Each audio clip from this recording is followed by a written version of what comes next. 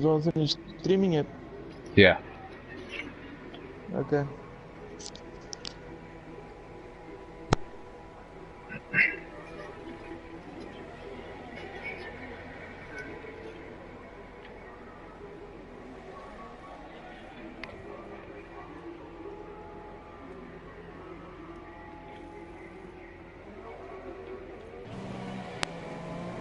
Good evening, everybody, and welcome to TnB Season 4, Round 8, the F1 2017 Championship. Joined Q1 here in Singapore.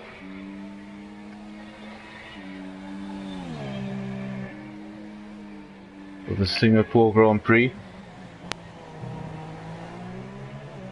First ever night race.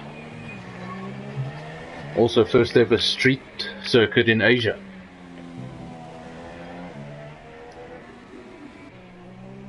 And who can forget the opening race in Singapore,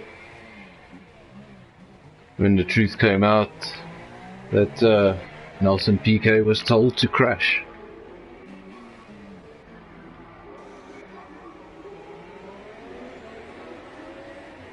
Which ultimately led to a victory for Renault on the day.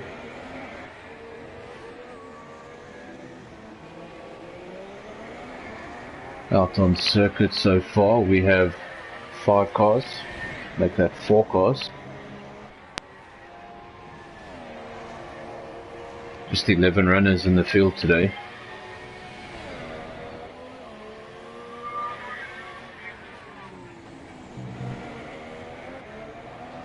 Having a few of our runners not being able to make it.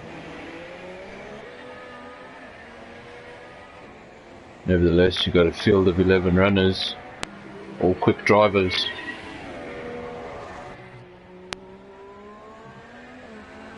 Seem to be missing a little piece. Not sure why he's not here.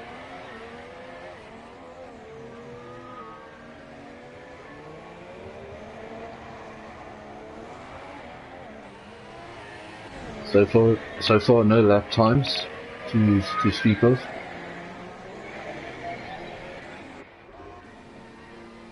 Waiting for those first lap times to appear. See who's going to show the pace first up, or they're going to hold back until Q3. Is anyone going to do something interesting with the tyres in Q2?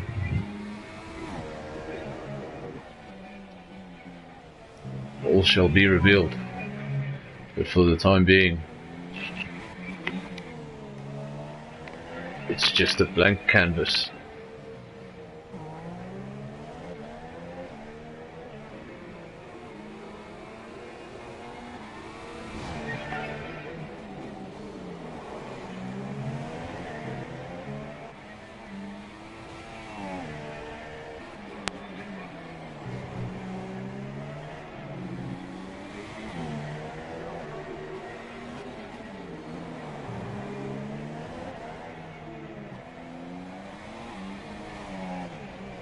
First man to go over the line and set a lap is Iggy. It's a 140.3.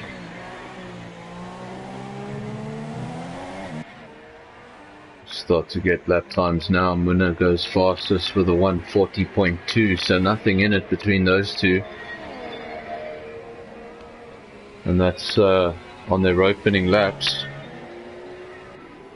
Sean goes over in third for the time being. He did a 142.6. Waiting for the rest of the runners to come out. There's 5 runners out on fast laps at the moment. Weza goes third with a 141.5. Not quite on the level of the top 2 there.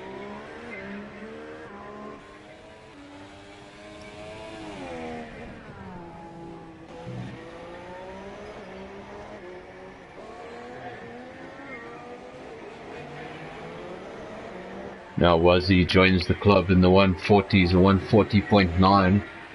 Actually just scraping it in there. But the top 2 really close, 140.2, 140.3. Gavin also into the 140s. Just a tenth of a second between the top three. Now let's watch DW. He goes over the line. He goes fourth with a 140.8. Go above Wazzy by a tenth of a second. And there we go. We have our first 1 minute 39. 139.8. Following that out, breaks himself into the first corner, but he's got provisional pole. Only man in the 139s.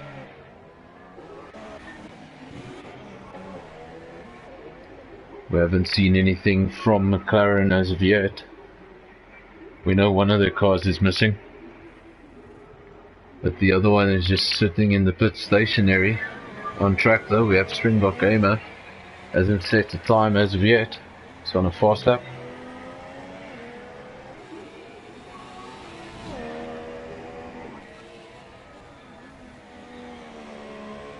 Obviously driving around in the second Force India. They had a strong season so far. That's why Force India find themselves so high up in the constructors.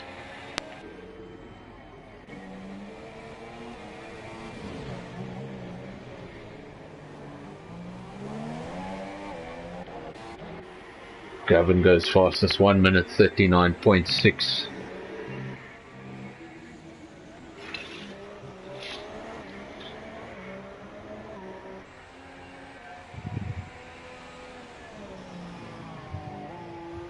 Obviously this is Q1.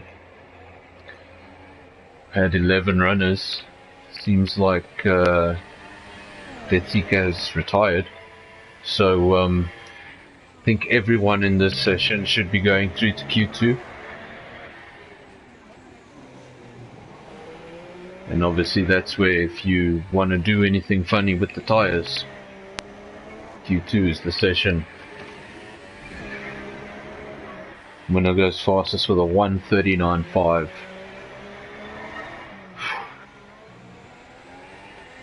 0.06 of a second between them. And first, second and third, 0.2 of a second between them.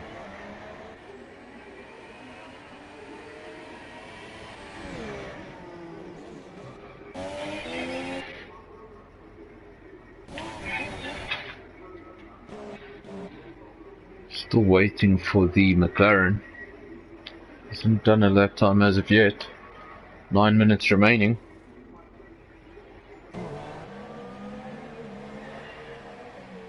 Don't want to leave it for the very last minute if you'll end up making a mistake. But I think he's pretty much guaranteed to go through. Just needs to set a lap time.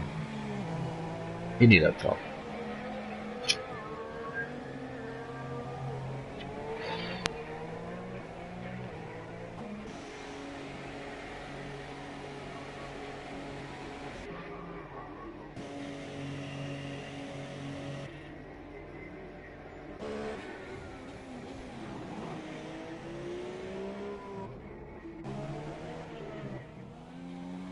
Now the action on track coming to a pause.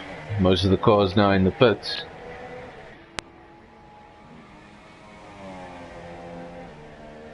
A lot of guys preparing their second run, their second attempt.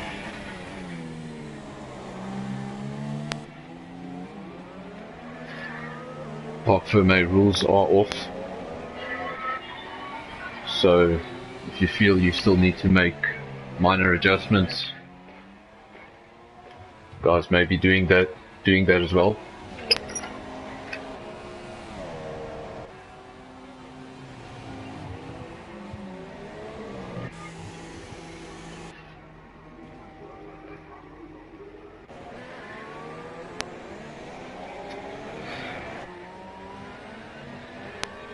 Currently in 5th place we have the Sauber driver TnB Wazzy. Obviously only introduced himself in the middle of the season, and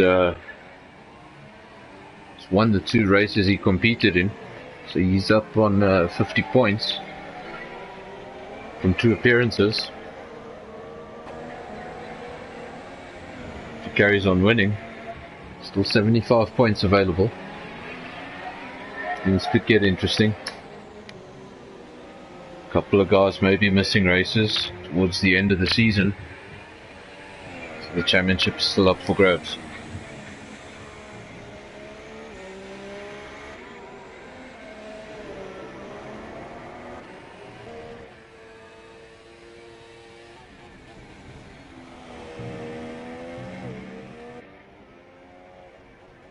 Just in front of him in 4th place, Force India driver TnB DW, so having a strong season.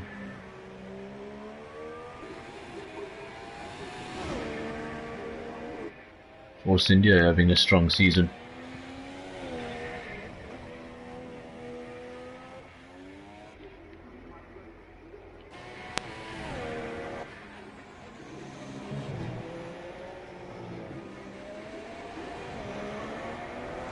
Got Gavin on an outlap, so seems like he's going to be one of the first 1 minute 39 runners to go around again.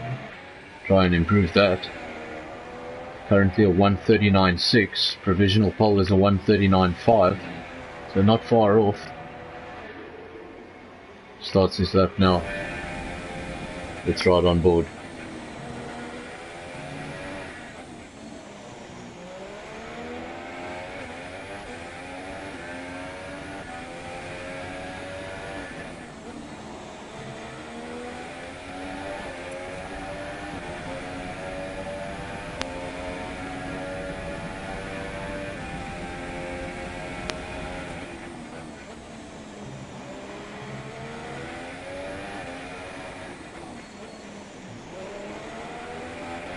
Looking like a really good lap so far.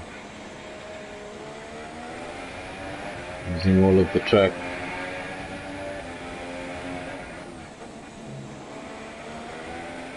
Not too much curve, just touching the apex. Important part of the track this. Nicely done.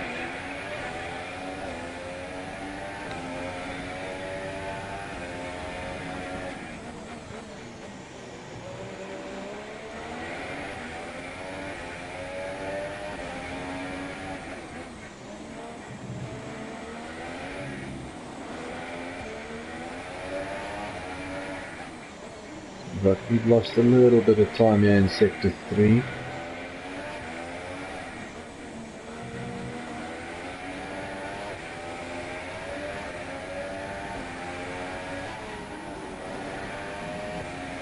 He's going to go over the line now, and he goes fastest.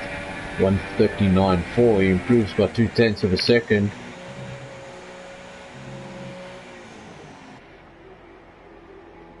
Nicely done.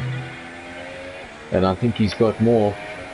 There's a couple of corners he didn't get the apex quite right, and in sector 3 there definitely lost a little bit of time.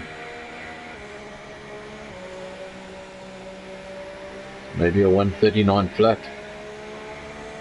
Does have more in him. See who else is out on circuit. RZDV. He missed his lap, he did a 1:39.7, puts him up into 3rd place.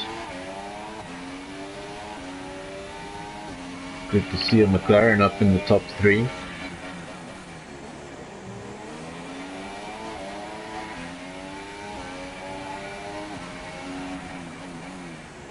Been a tough season at McLaren. Honda is not their biggest problem. Getting 2 cars on track is their biggest problem.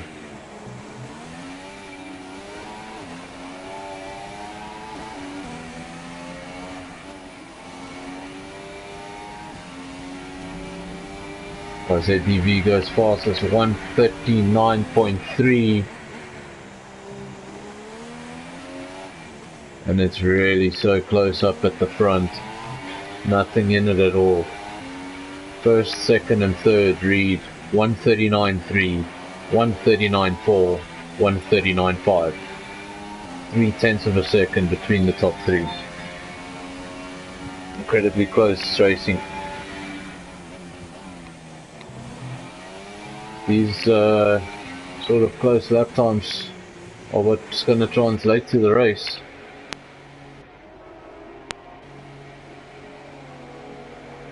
This is Gav coming into the pits. Iggy currently in 4th in the Renault. He's on an outlap. See if he can improve on that 1:39.8.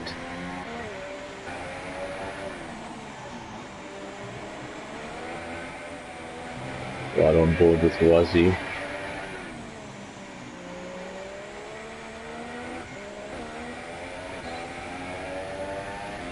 Oh, jerking around a little bit, pulling into the pits.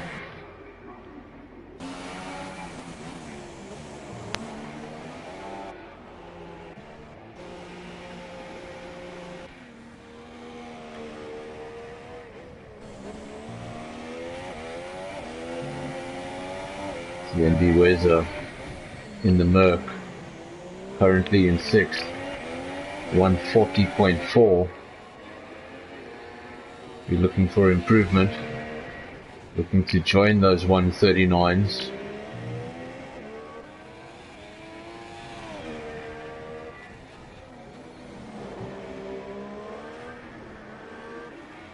So you have the 3 drivers with TnB in front of their name, Linus Stern, 5th, 6th and 7th.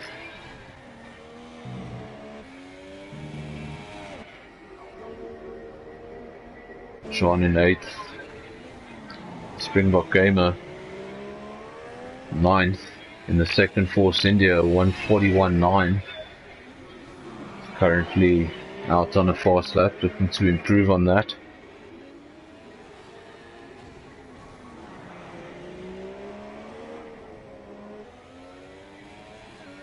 Obviously, again, with just the 10 runners, everyone will go through.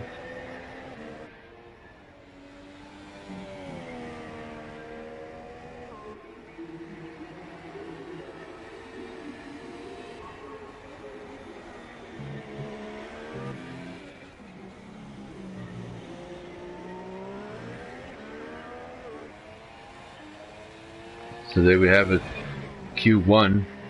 Incredibly close lap times at the front, and I thought it was over, but it wasn't. Iggy went over the line right at the end, takes provisional pole for now.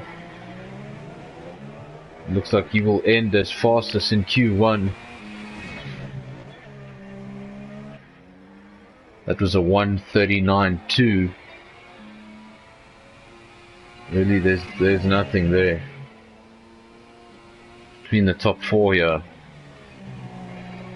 Absolutely, just 4/10 of a second between the top 4.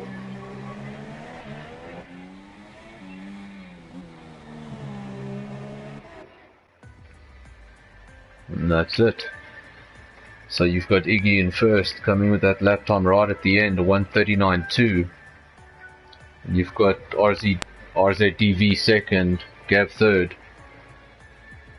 Not quite sure what happened there with 4th place, but 5th place TnB Weather, 6th TnB Wazzy, 7th TnB DW, 8th we've got John, 9th place Springbok Gamer, and 10th Pit. Seems like everyone's gonna just go through to Q2.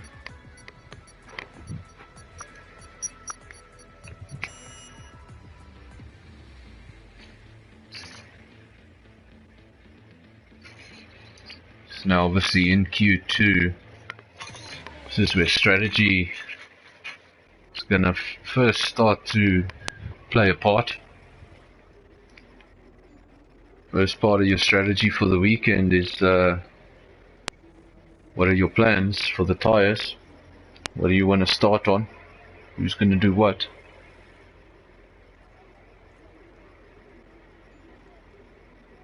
See, while we have everyone in the pits, let's just see if we can get a word with TnB DW. Just want to find out if there's anything we need to know about the weather. Hey DW, how's it going? Oh well, looks like I'm way out of pace, or all pace, however you call it. Were you sandbagging or No, I was actually going flat out. tell me there on your monitor, is there any weather that we should be worried about for the race or? It looks like on the 45th minute of the race we might see heavy rain, and then it should dry up towards the end. So we're gonna get, is it heavy rain or intermediate? Sorry, I didn't hear. No, it looks like heavy rain. Okay, so we're gonna have, we could have an interesting middle of the race.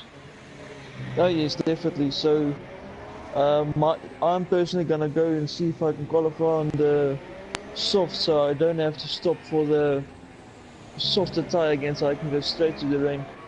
So your first Fine. stop will be onto a rain tire. That's what Yeah. I'm gonna try out. And then obviously we don't have to worry about the safety car because that's switched off. But Yeah. because there's an average of 2 safety cars for every Singapore Grand Prix. Very So possible that we're gonna lose a lot of drivers, so this might get be a lonely race at some stage. it'll be alright. Who finishes in the rain in Singapore, well, they deserve those points. Yep. Yeah, I'll let you get back to it. Enjoy. Yeah. Thanks, just. Well, let's get back into Q2 now. We've got 12.5 minutes on the clock. Some of the first cars going around on their laps, setting their times. It's obviously their first run. Most of the guys will have 2 runs in this session.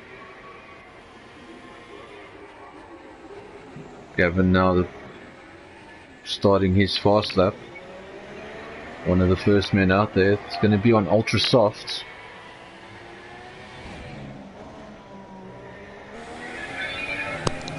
Jonathan, Yes. just as I'm going out, Jeff told me we might see even rain now in the next 10 minutes. So Q3 may come into play here. Yeah. Thanks for letting me know. Okay, just. Well, that just throws a spanner into the works, doesn't it? I don't know what's going to happen now. It really comes down to, if it does rain in Q3, things could get interesting. Or, well, DW's mechanic has been wrong on many occasions. As have Jeffs everywhere.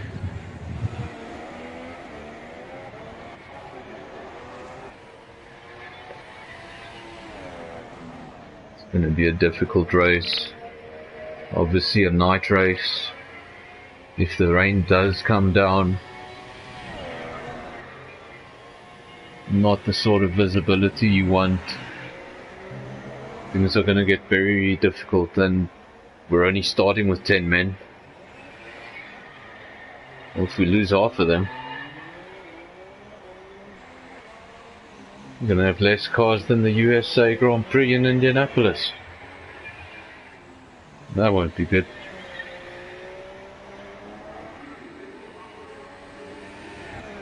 Always got to keep it on circuit. They're going to have a hard time doing so. First lap over the line is Gavin, a 1:39.7, so straight into the 1:39s. Not quite as quick as his Q1 time. I believe that was a 1:39.5, if I'm not mistaken. Something very close to it, a 1:39.4. RZDV going over the line in second, but that's a 1:39.9 on super soft. So really a different strategy coming into play there.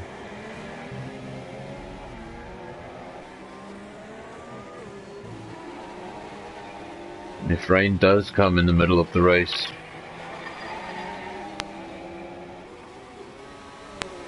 the tyre you start on and how far you can get into the race is going to come into play. I don't want to make too many stops here in Singapore, but not really a track you want to come from the back. Not the easiest place to pass without getting damage.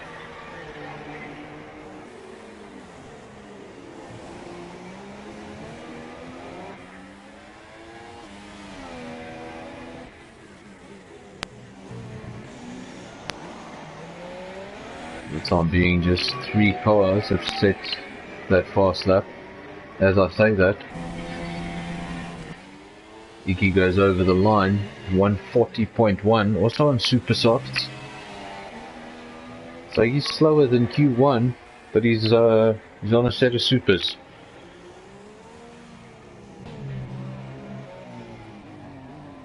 So far 4 lap times on the board, 2 of them on ultra softs, 2 of them on super softs. Got a 50-50 mix.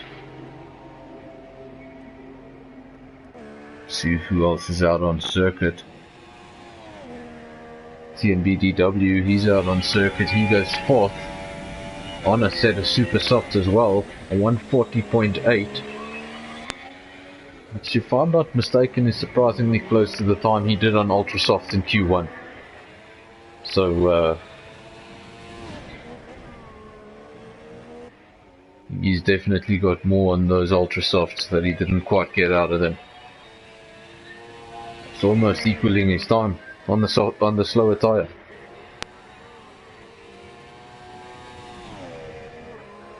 Springbok Gamer over the line with a 142.7. So not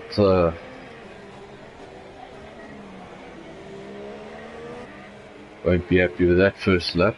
Obviously just want to go around again and look for more time.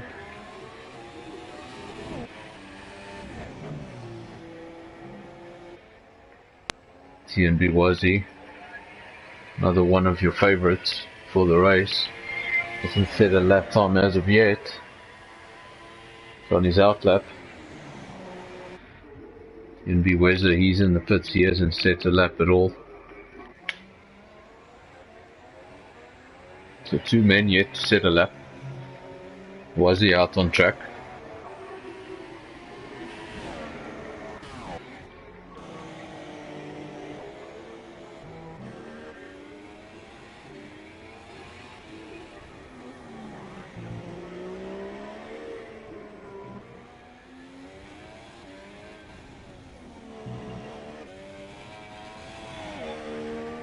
So with 6 minutes remaining on the board for Q2, the moment you got Gavin in first, RZDV second, Iggy in third, DW fourth,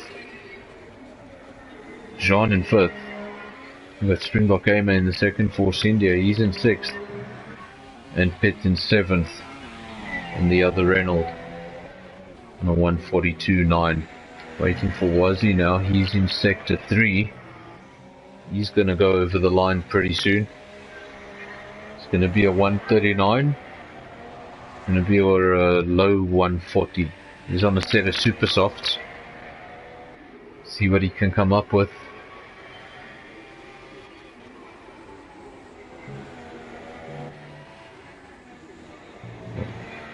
Seems like that was his out lap.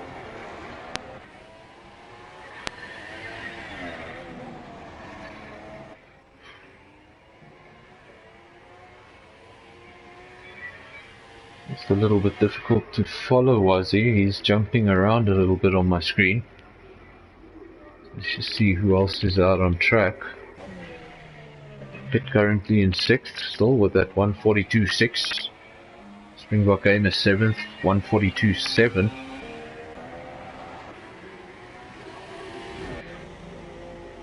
Weather now emerges from the pits. Let's start an out lap and get a time on the board. Seems like a lot of guys deciding to start the race on supers.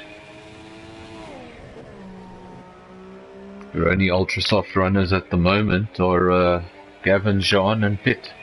Everyone else on supers. Let's have a look at Wazzy.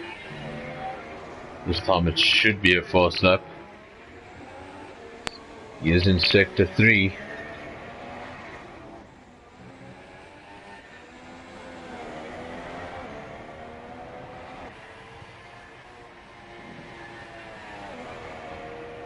Goes over the start finish line now, and that's 4th place, so 140.6. Definitely not his fastest. And obviously on the supers. A few guys now starting to retire from the session, so obviously just happy with that lap time. Obviously nobody can drop out in this session.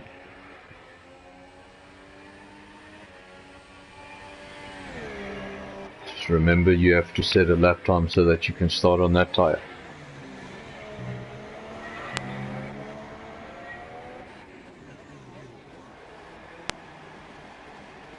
Was he now also retiring?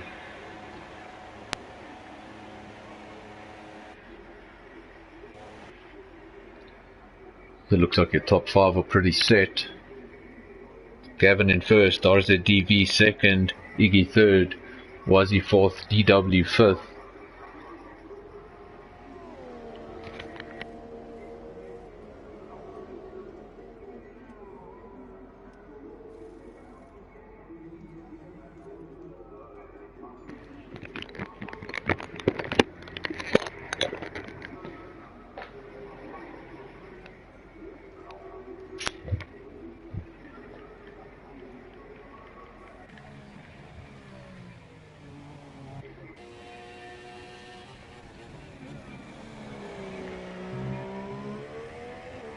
Two and a bit minutes remaining.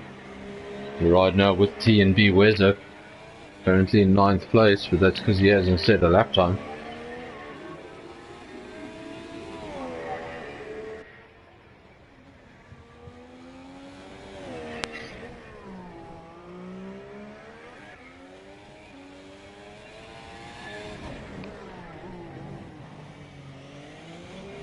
See who else is out on track.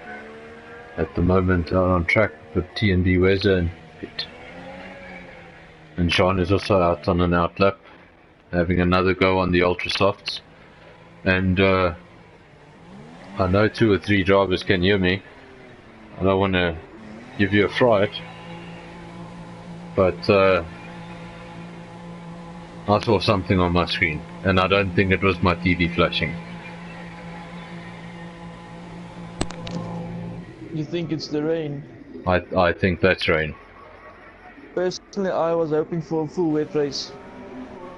For a full wet race. But now you're going to have a even more complicated, because it's a changing wet race. Yes. So Jeff puts on the correct tyres at the correct time. Remember last time when I was in Brazil leading the race and they put on wrong tyres for me?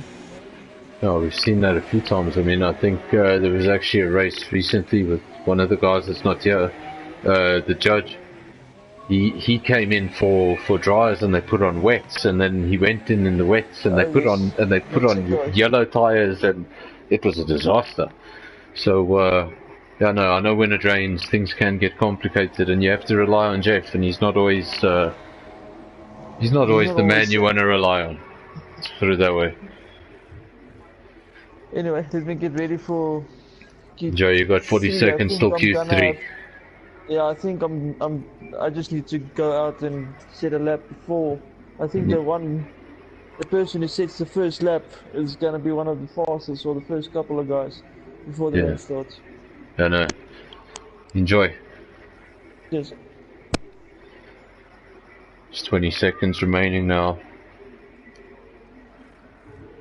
I think it's only Jean still out on track.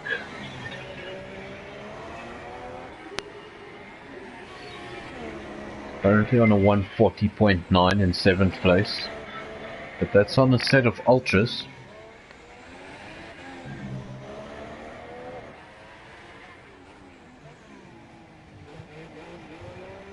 And if the rain is starting to come down, then at this late time in the session it's going to be very difficult to improve on your lap time.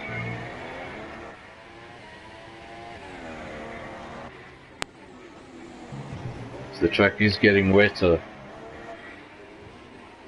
First one out, or your first stint, whichever one it may be, that's going to be your best stint. If you make a mistake on your first stint, you You may find yourself to the back of this top 10. Track could be in terrible condition the second time round. Well, there we have it. It's the end of Q2.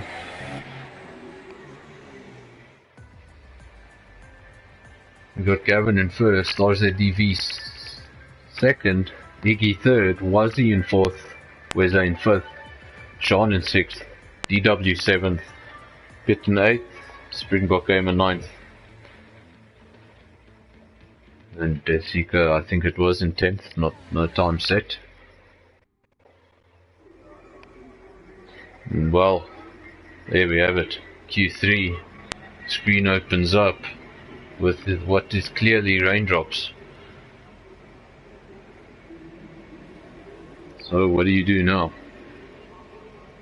Surely it's not quite time yet for inters. The guys are probably gonna have one proper go at this on ultras. And as the rain continues to fall, this is probably your one shot at it. So let's see who got out first. I think it was the McLaren. 4 drivers out on track. Seems like the McLaren was the first one out.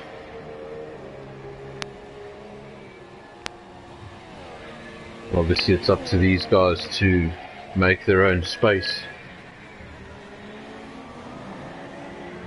Prepare for your fast lap.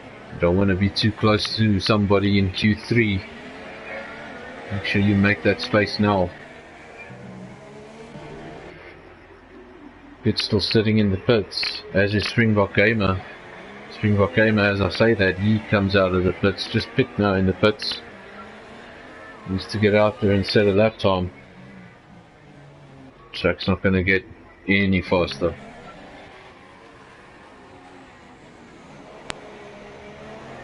It's going to be a difficult session now because you've got basically one run at this, and the run that you do have, most of these cars are going to encounter traffic.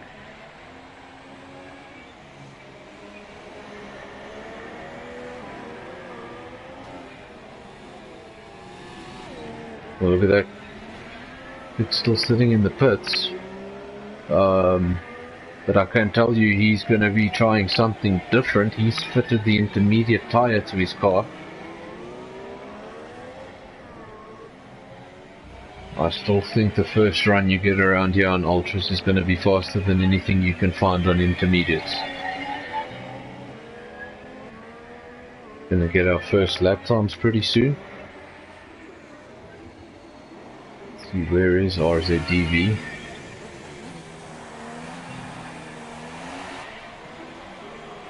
Starting his first fast lap, he was the first man out of the pits. And not sure if that had anything to do with the internet, but on my screen he's just losing the back end on acceleration. So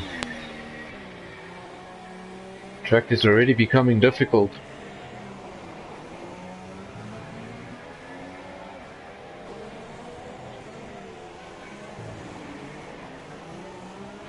And he was the first man out, so he will be the first man over the line.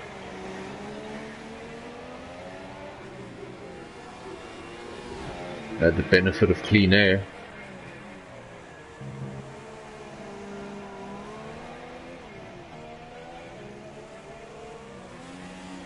I don't know if it's just my screen, but the track does look wet in places, really, really wet. In other places not so bad, but definitely spray coming off the tyres.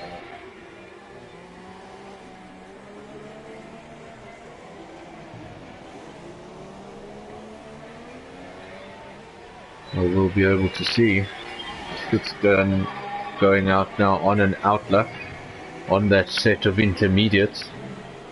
So then we'll have a benchmark to compare against. But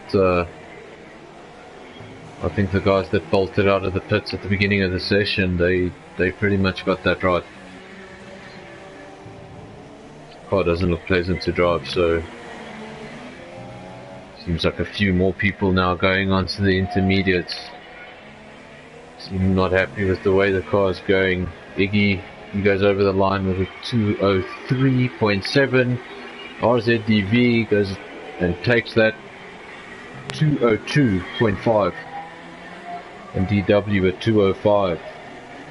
So everyone over the 2-minute barrier. Got two cars out now. We've got Pitt and Wazzy both out on intermediates on their outlaps. So we'll be watching them, see what lap times they can come up with. Obviously, if they get something faster, everyone else is going to come in and bolt out on those inters.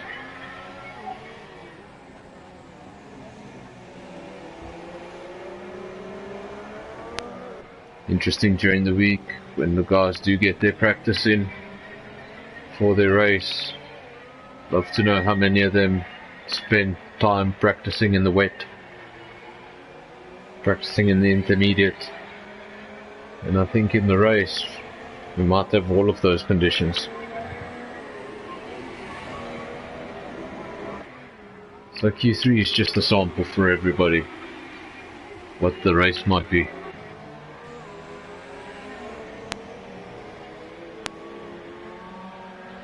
Still waiting for those first laps on the inters.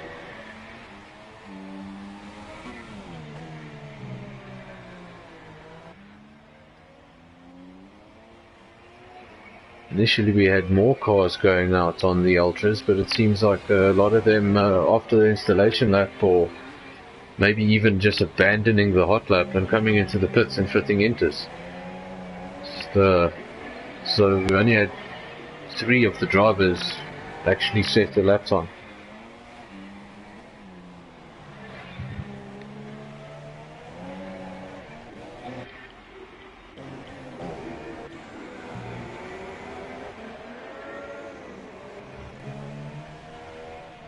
I think Pitt will be the first man over the line on inters to set a lap.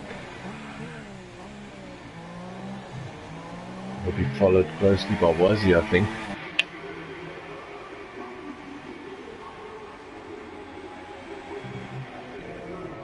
Let's see now, DW into the pits. Is he going to come out immediately on inters? Is he going to wait and see what the lap times look like? Iggy going around very slowly, trying to get back to the pits. RZDV is sitting in the pits, obviously waiting to see what these lap times are going to do. Hasn't fitted a set of intermediates to his car just yet. Everyone watching to see what these guys can do on inters. As I say that RZDV does put a set of inters, and look at that, Pitt goes fastest with a 159.7. And well, you got that right. Maybe by the time they went out on ultras, the track was just too far gone.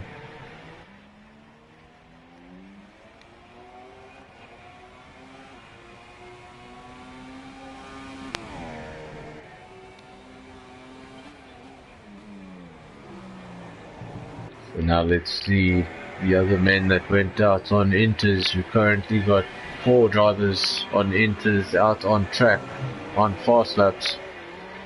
Hit the first one over the line, took provisional pole with a 159.7. Let's see what the rest of the guys have got. Let's see if they've been practicing in the rain.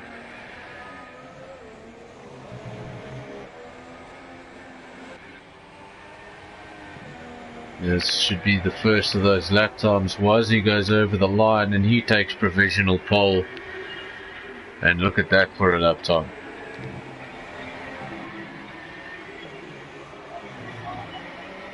That is a 155.9.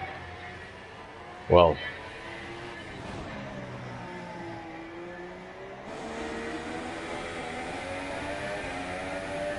surely DW needs to get out there.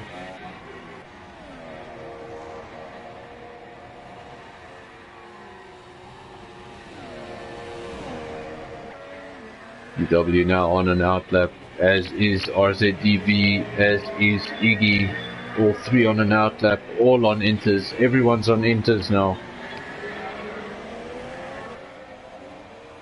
Those initial 3 men that went over the line over the 2-minute mark, they need to go out on inters now and see what they can do.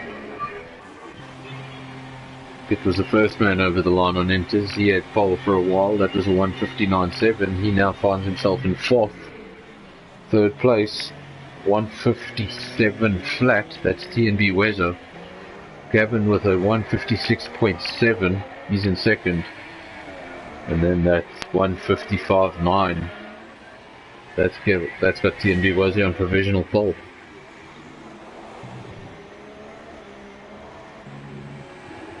Well, it's a good place to be at the start of the race. If you can get cleanly away and leave everyone behind you into that first corner, it's a very good place to be. With nothing near your nose cone.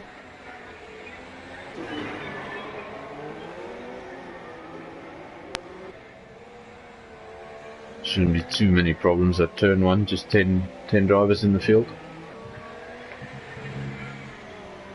Ozzy goes over the line.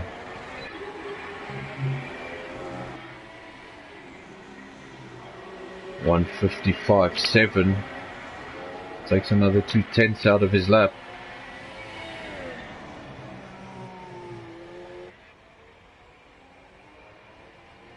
Gavin in 2nd, got a 1:56.7. Between 1st and 2nd, currently looking at a 2nd.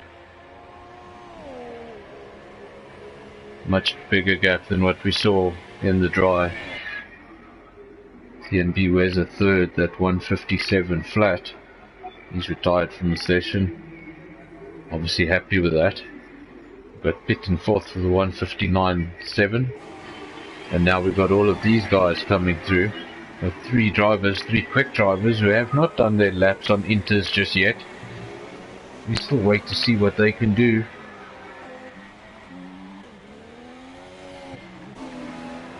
RZDV now, he's going to go around this final corner here. Over the, don't get distracted. Nicely done. Takes pole 1:55.0. Where are the rest of them? Where's Iggy? Where's DW?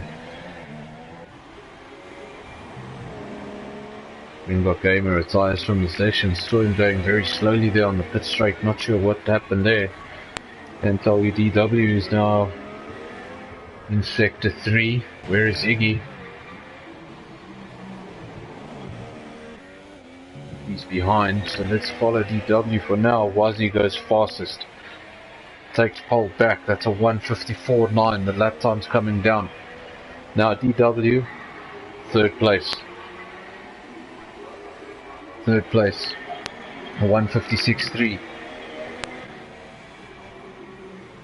Didn't see if he got over the line in time to set another lap time. I don't think so. And that's it. It's pole position for Wazi.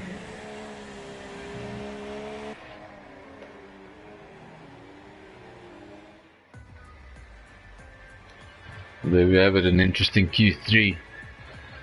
Pole position TnB Wazi snatched it back right at the end there. 2nd place RZDV 2000. Then 3rd place Gav. 4th place Iggy. 5th place DW. 6th place Weza. 7th place Pitt.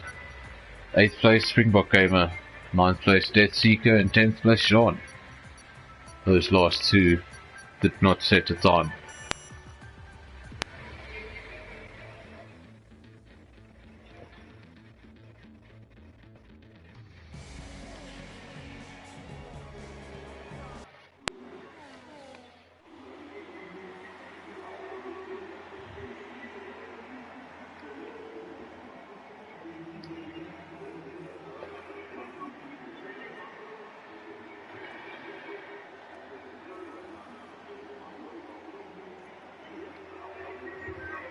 Here we are now at the start of the Singapore Grand Prix. Just waiting for all the drivers just to finish up any last touch-ups they want to do to their strategy.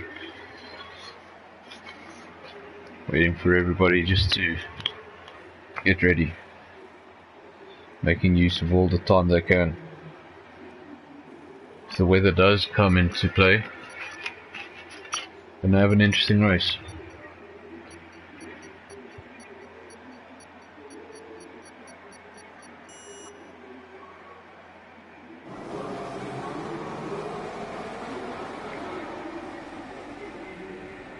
If we go for the formation lap, some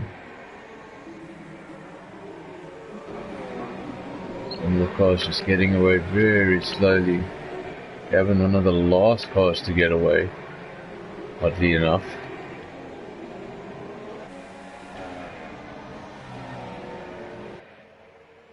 So your starting positions are going to be first place, TnB Wazzy. Really found his pace there in the rain in Q3.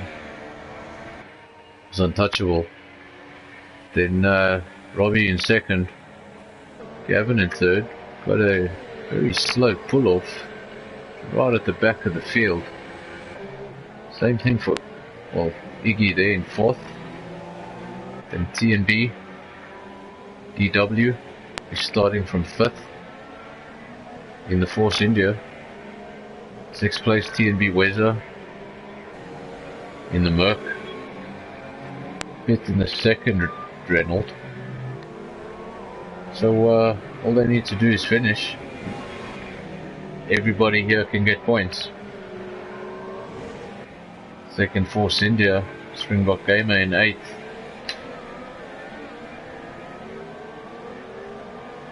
Ninth place, the other Merc. Merc hasn't been having a fantastic season. They could do with the double points finish. And then in 10th place, in the second Salvo, we have Jean. So we have a Salvo in first and a Salvo in last.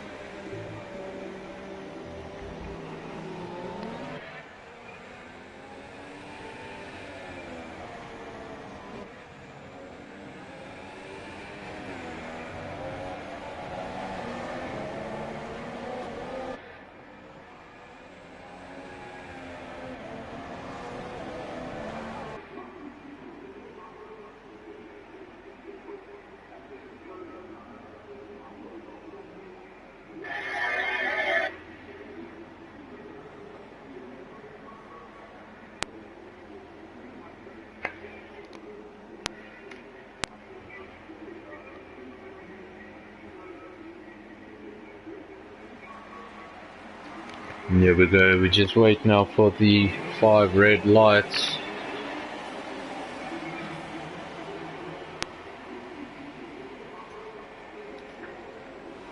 And it's away we go. Wazzy gets a good start now into this first corner. You want to be very careful. We're going to have a clean start. Seems like everybody behaves himself there in the first corner. Everyone away nicely. Not a lot of position changes actually. Everyone holding firm for now.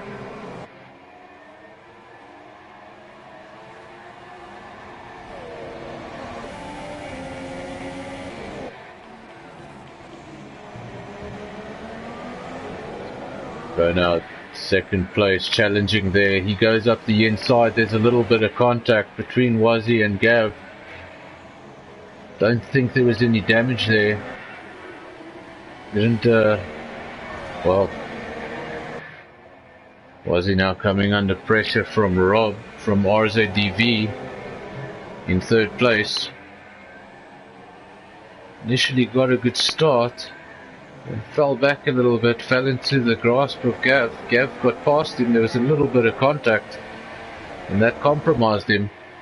And he almost fell into the grasp of RZDV there, but it seems like he's just getting a little bit of a gap now.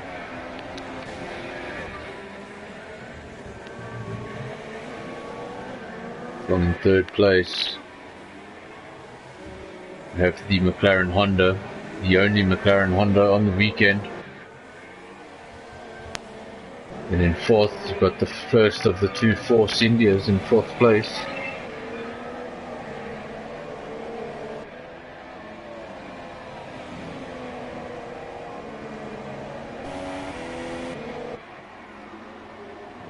Fifth place, the first of the two Reynolds, Iggy. Quick driver, hasn't had the best of luck this season, things haven't really gone his way. But if he can get a race where he can put all of those lap times together, he's quick. TnB Weather, sixth place.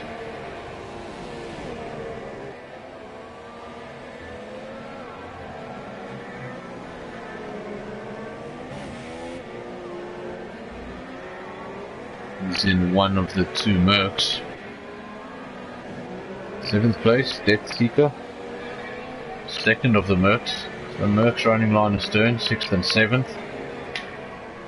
John in eighth, and the second of the Salvers.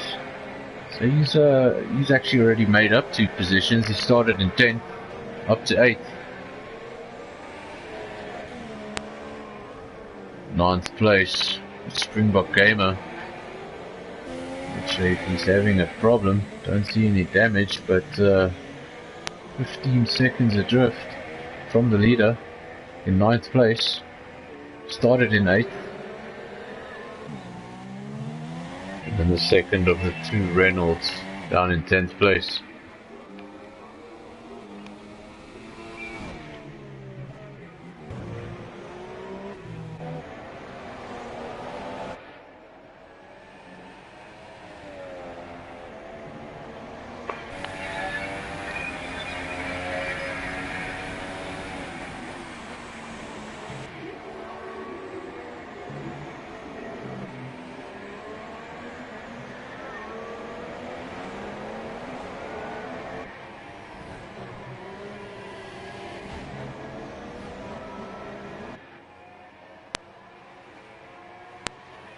On lap 3,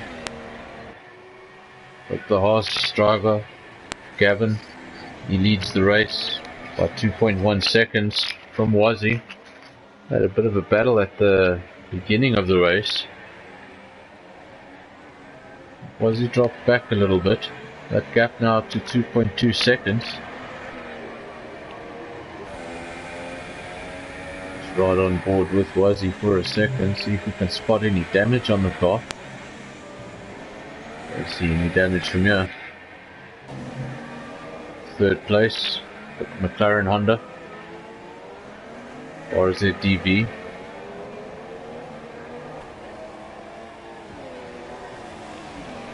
Right on board with them, see if the front wing is also intact.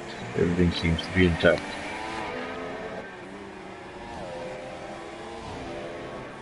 So the top 3 just spreading out a little bit, but early stages. And so much can happen. Now with it being a night race, it's a bit of a problem because I can't see the clouds. Just in the day you can see these clouds are getting really dark and you prepare yourself. Gav goes over the line. Sets the fastest lap. So he's in the lead and he's setting fastest laps. He's extending that lead at the front. It's now 3.3 seconds.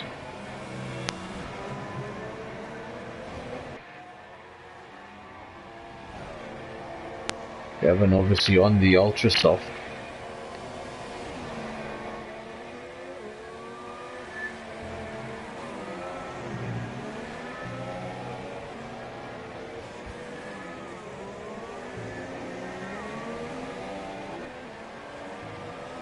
So they're in your top 5. Only Gavin is on the ultras. So he's out in front, 3 seconds in the lead. We'll have to see how long he can take those ultras. Has he taken the imminent rain into account?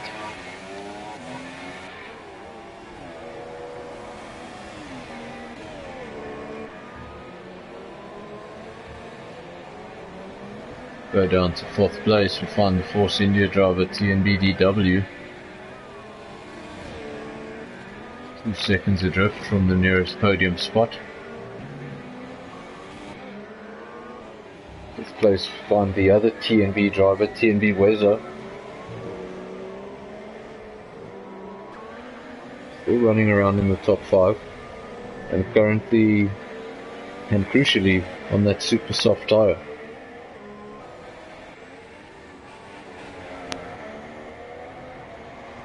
Sean is in 6th place, doing a good job in the second Salva. Started in 10th place, he's in 6th. Really good race so far. Dead Seeker in 7th. I'm not quite sure what happened, but I saw him leave the lobby, and then I saw him come back, and yeah, it seems like he's back, but now he's on softs. And I wonder if his ghost car changed to softs or if it was him.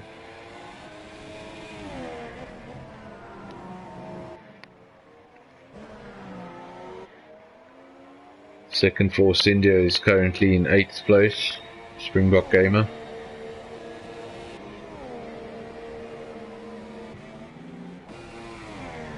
Then if you go down to 9th and 10th,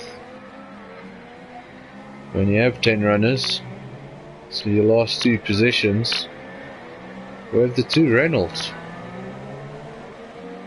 So Iggy in 9th, Pitt in 10th, both on ultras. Iggy obviously not having the start he would have wanted. Finds himself in 9th.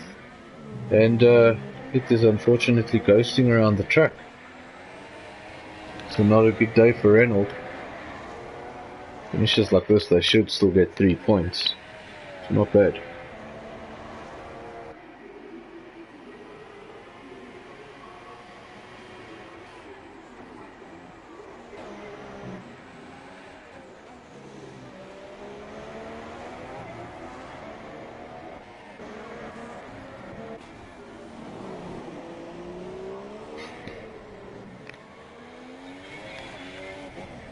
The Death Seeker's obviously on a set of softs. He's the only man in the field on a set of softs. Just need to watch his strategy later on in the race. So obviously he can go a lot further. But how much time is he going to lose in the meantime? Now Iggy currently in 9th place. He's just set the fastest lap. And he's caught up to Springbok Gamer in 8th. If he can get past here. Can't tell you what happened in the beginning of his race, but he dropped right to the back, and now it's starting to rebuild. He goes side by side around the outside, and nicely done. Springbok Gamer also not putting up too much of a fight. And Iggy goes on his way up to 8th. And his next target will be the Mercedes of Death Seeker. Have a look at the front, your leader, Gavin, in the Haas, on a set of ultras. That gap's still going up at the front, but not going up as much as it was in the beginning of the race. He opened up that gap to 3 seconds, so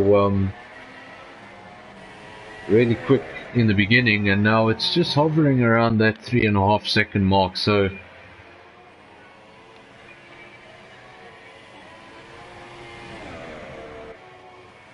and now Death Seeker has left the session. He has also left the party. So obviously having quite a big connection issue there.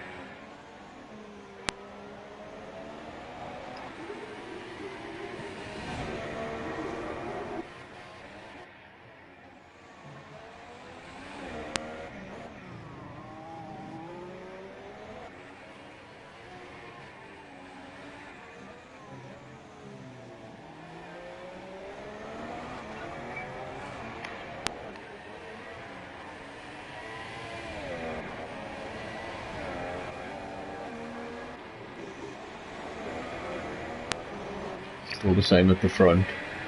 Gavin, Wazzy and RZDV. So first, second and third. Gap at the front still 3.3 seconds. So that ultra soft, that purple tire, not really helping Gavin run away anymore. Wazzy's able to hold on to that gap, maintain that gap. It's not getting much advantage out of that faster tire then.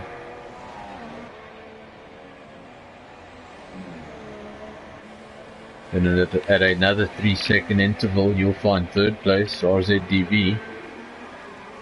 So 6 seconds, sorry, between the top three.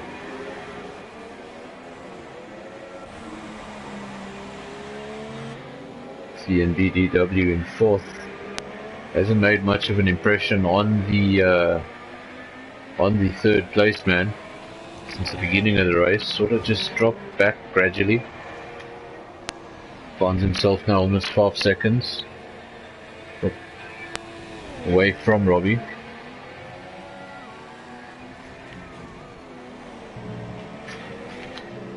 Guess we don't know who's doing what and whose strategy is doing what. I think that DW is going to want to take those super softs as long as he possibly can. Maybe that's why he's not just giving it his everything right now.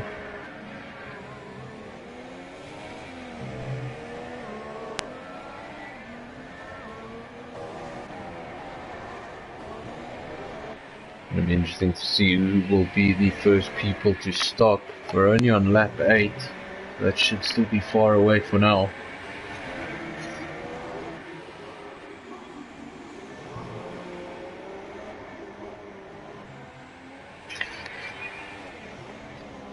I just realized if it does start raining, this race becomes quite long.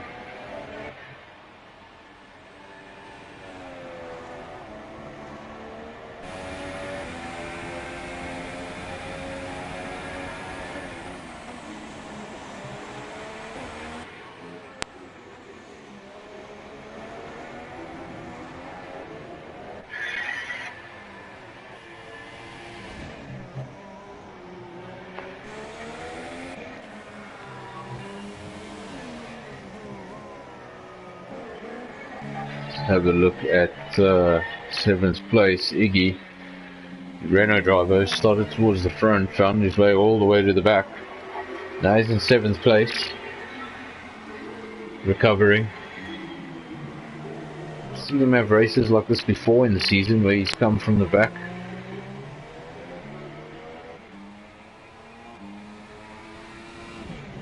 His next target will be 6th place, it will be Jean. Sean is still quite a ways up the road. 13 seconds in fact. Salvo's 2nd and 6th at the moment. Not bad. Wazzy's in 2nd, but I think he's happy to be in 2nd at the moment. He knows he's on a set of supers. And Gav's clearly just going to come in before him.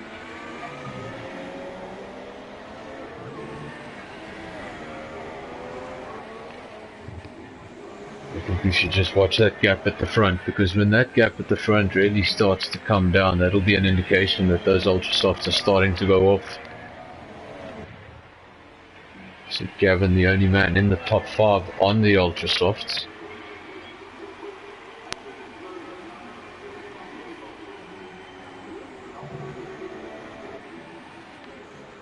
Renault there off pit, still ghosting around in 9th place. Just getting lapped there by Gavin on lap 10.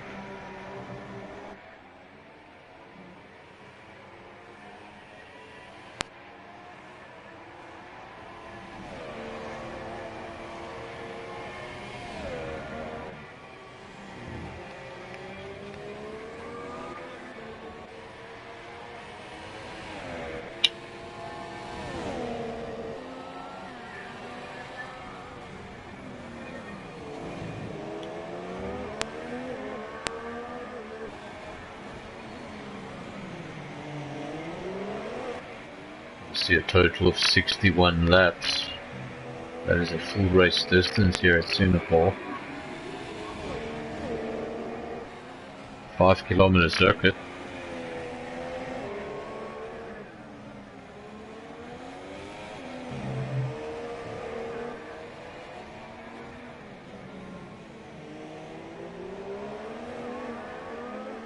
Surprisingly, most wins here at Singapore go to Sebastian Vettel, with 4 wins.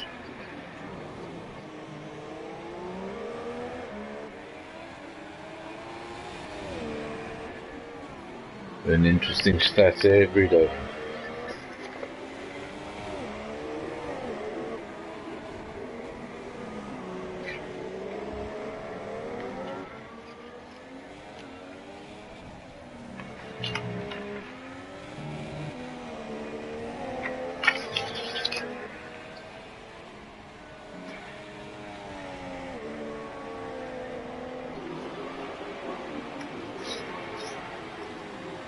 Had a Grand Prix here every year since 2008, and it made its first appearance. It's actually later on this year in 2018. Should be a special one. 10-year anniversary of the Singapore Grand Prix.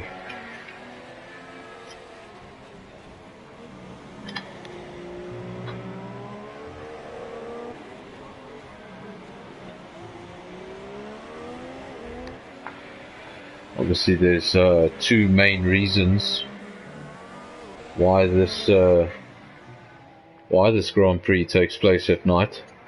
It's not only for the spectacle, it's not only for the show.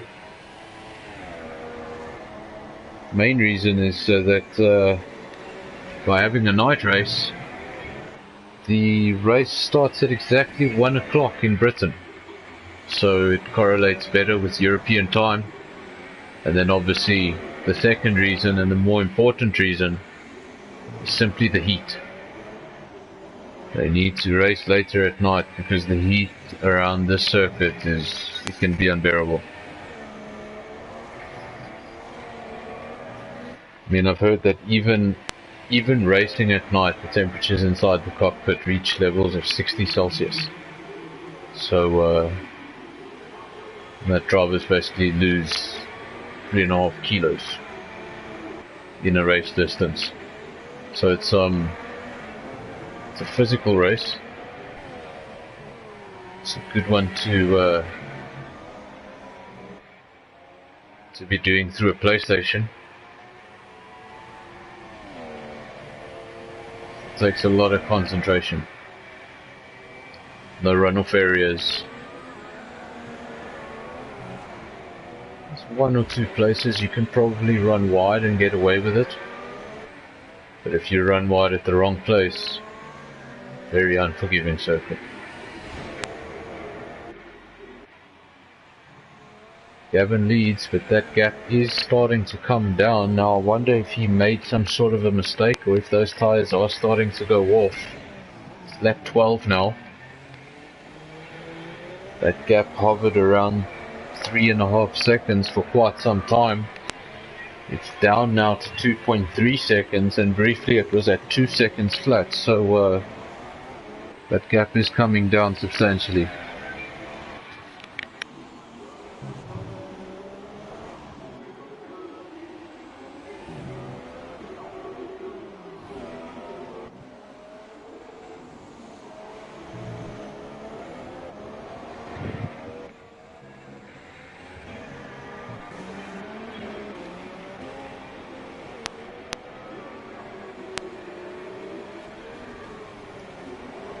I'm seeing rain. I'm seeing rain. Just on that camera angle. It's not just that camera angle, it's that camera angle too. There's rain in the air. How long until it affects the circuit? To watch these lap times, I think the rain came a bit sooner than anyone expected. Obviously can still probably go around for a few laps before they feel the effects of it, but I definitely see rain. Well, I hope it's rain. Otherwise, there's something wrong with my TV.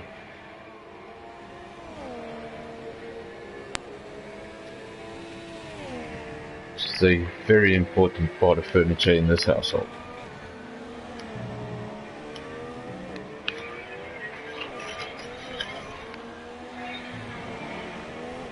I'm definitely seeing rain. I don't know how severe it is. I don't know if the guys are feeling it. No spray coming off any tires as of yet.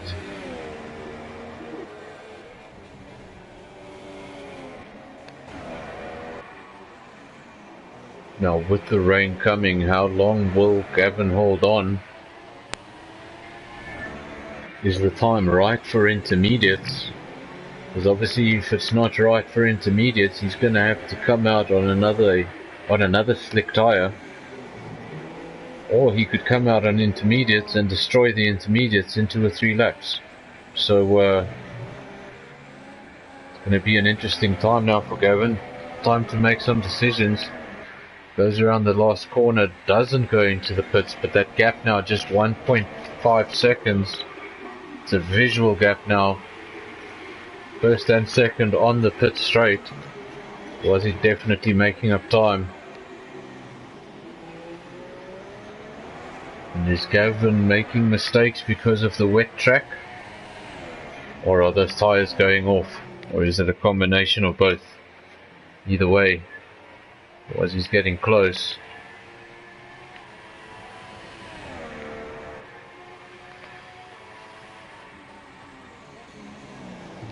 Keeping an eye on that gap, 1.2 seconds now, so the gap continues to come down.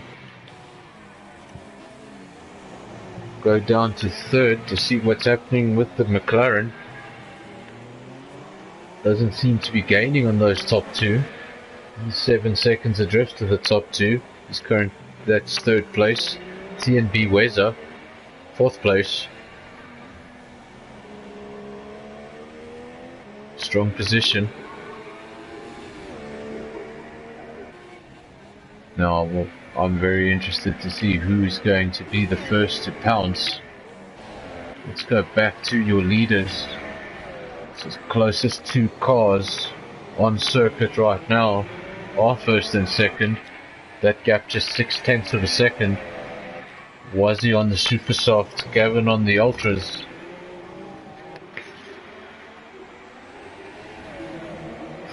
Who goes into the pits first? Who reacts first?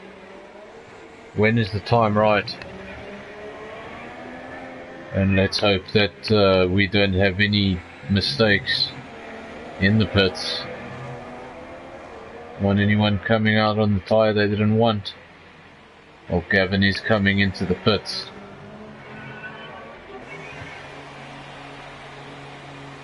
Let's have a look here. Just need to confirm something that I saw. Yes. Gavin has come into the pits for intermediates. Wazzy has stayed out, but Wazzy has got damage to that front wing. This may all play into Gavin's hands now. Going to come out on those inters. Wazzy will have to come in, put inters on himself. He's probably going to be there for a bit longer because he's going to have to change a front wing. I think this is going to work out well for Gav.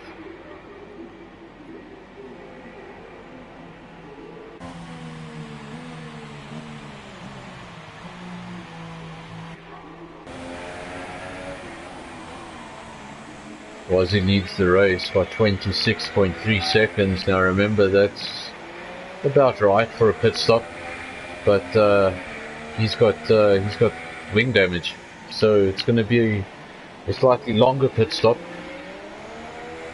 And I think that should put Gavin in the lead of the race by 3 or 4 seconds.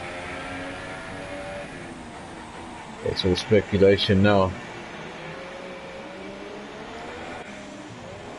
The rain comes down a lot earlier than I expected it to. The message I got was around about 40 minutes.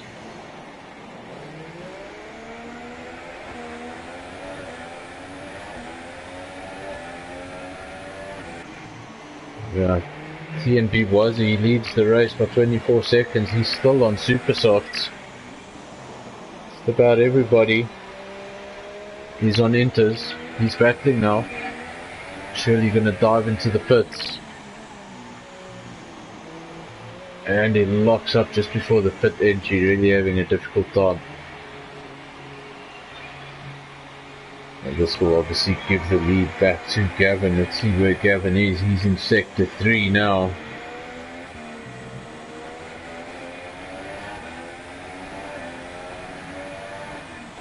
Under the turnpike and over to the last corner, over the start finish line, where it was, he's still stationary. And Gavin takes the lead of this race by even more than I expected. I think I said 3 or 4 seconds. It's going to be a bit more than that.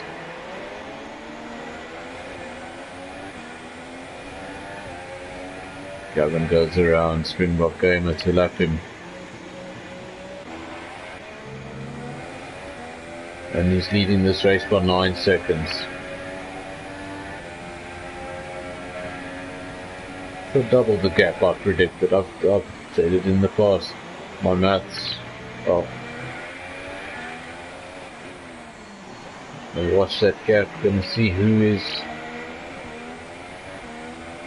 quicker in these conditions. You're watching the stream, you'll see before you, this is what I have to deal with. Look at that horse and try not get a fright. Showing me the wrong tyres.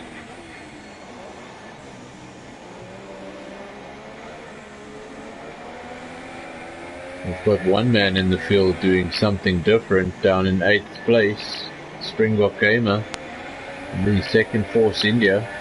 Actually being lapped now by TnB Wazzy. He's actually on a set of wets. Not sure if the conditions are alright for that.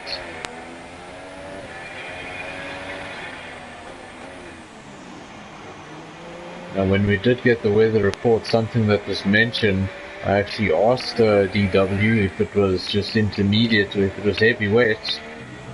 He did confirm it was heavy wets. So, does this mean we're going to need another pit stop for wets? And then it dries up at the end and we're going to need a further pit stop for slicks. Could really mix this lineup up and we have no idea how this is going to end. Ooh, and Gavin picks up a 3-second time penalty. Cutting that first corner, obviously unintentional there, just locked up a little bit, couldn't make the corner, went over and got the 3-second penalty. That 3-second penalty could play its part at the end. Got to try and keep track of these things and make notes of these things. I think that won't be the first penalty issued out in these conditions. There'll be a lot of lockups coming.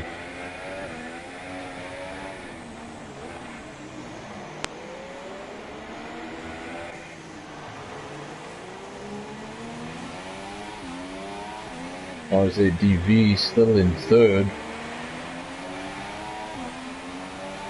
Still having a good race. Kept it clean all race. And from the times I've seen, he's pretty much just kept himself to himself for the whole race. Maybe that's the best thing to do on a circuit like this, in conditions like this. Got a nice cushion behind him. 6.5 seconds down to TnB Weze in 4th. Then TnB DW in 5th. Just not showing the pace today.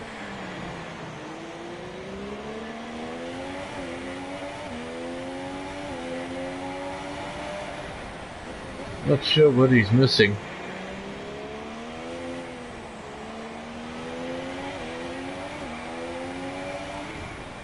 We know he can be further up the field than this. So just missing something on the day.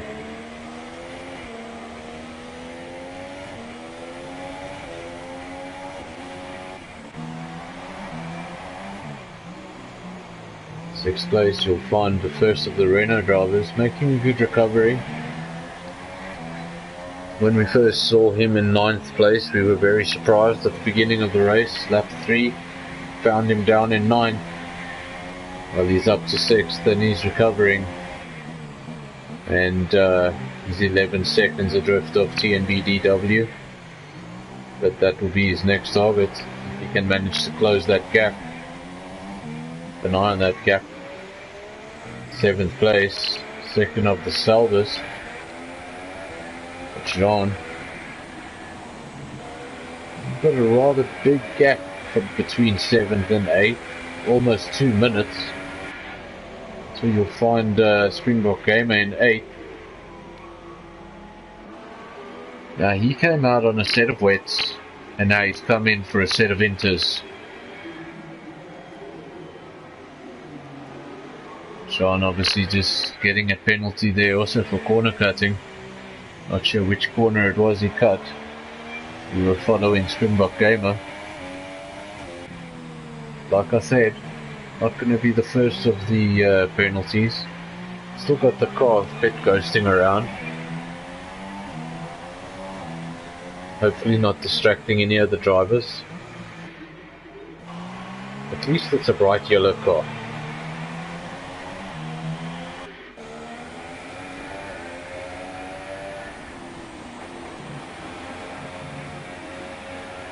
Yeah, Gavin running wide there.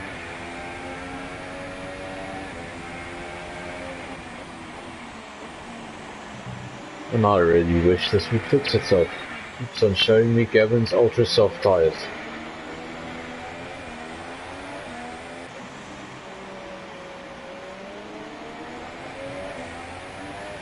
That gap at the front now, it's coming down. Wazzy is pulling the time back.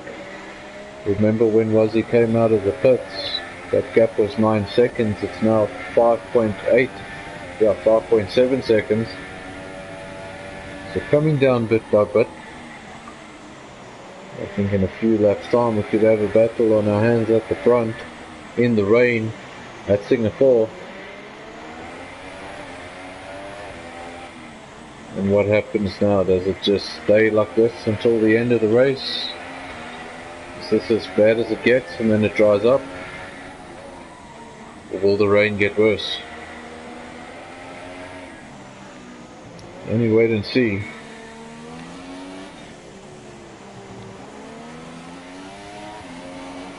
"42 laps remaining in this race."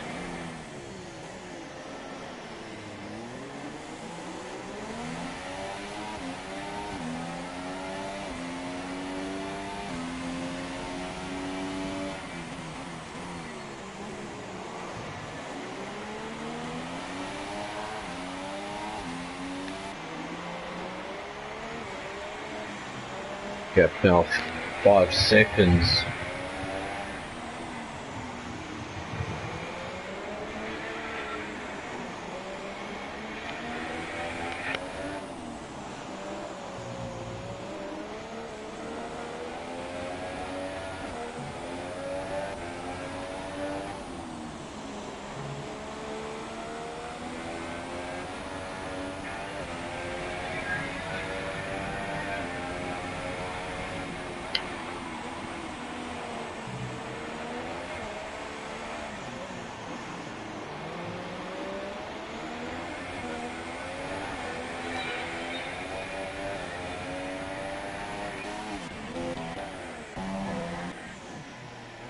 Well,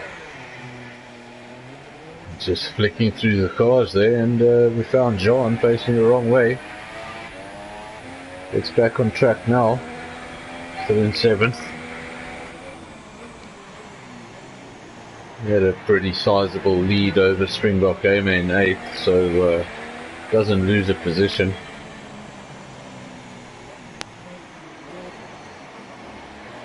The top 7 are all on the same lap.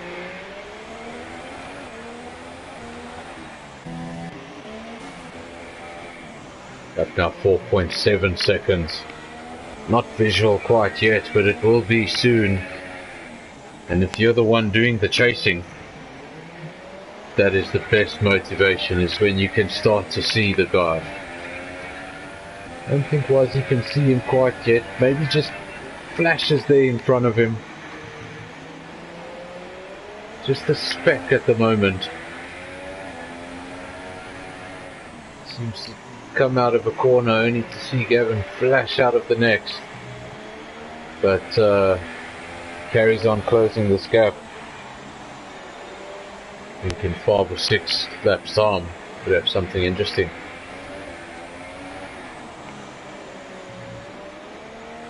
Love this part of the circuit. Goes under the turnpike, heading towards the pits. Around the final bend. It's a long bend, you think it's never going to end. And the start-finish line just pops up in front of you. And that gap continues to come down, now 3.5 seconds. Almost half a second out of him on the previous lap.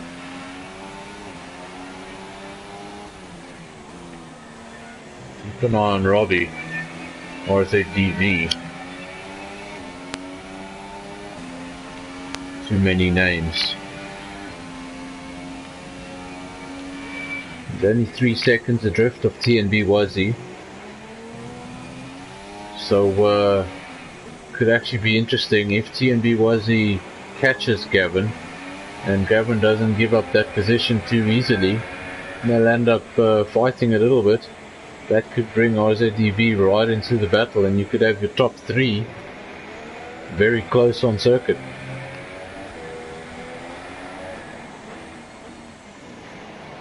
At the halfway distance of the race. That would be fantastic. Let's see what's happening outside the top 3. Is this still going around in 4th?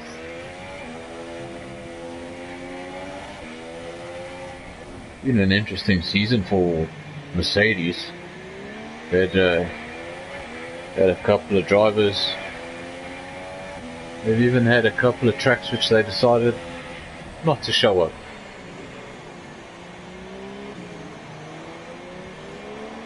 Go down to the Force India in 5th.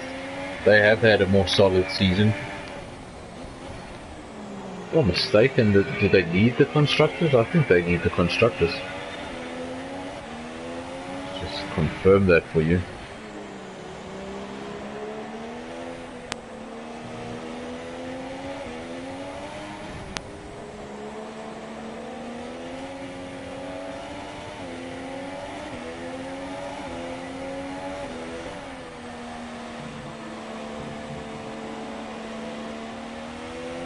Looking for the championship standings.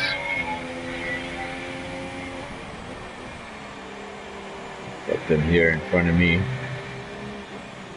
Gavin, your leader, is currently leading the championship too on 96 points. He leads by 9 points from this man in 5th place, TnB. So not really where he wants to be in terms of the points he's going to collect. I can confirm Force India are in the lead. And Haas in 2nd.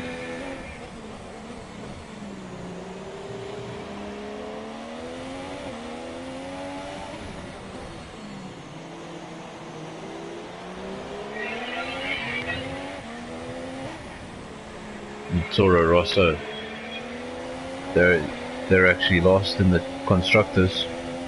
Just 13 points.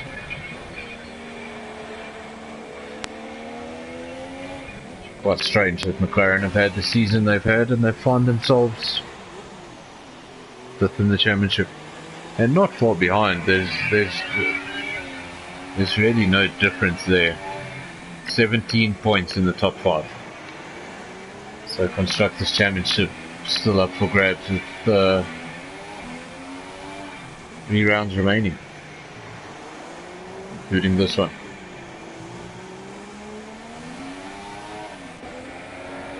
Gap at the front now. It has become a visual gap. Gavin comes into the pits. Wazzy's going to take the lead of the race.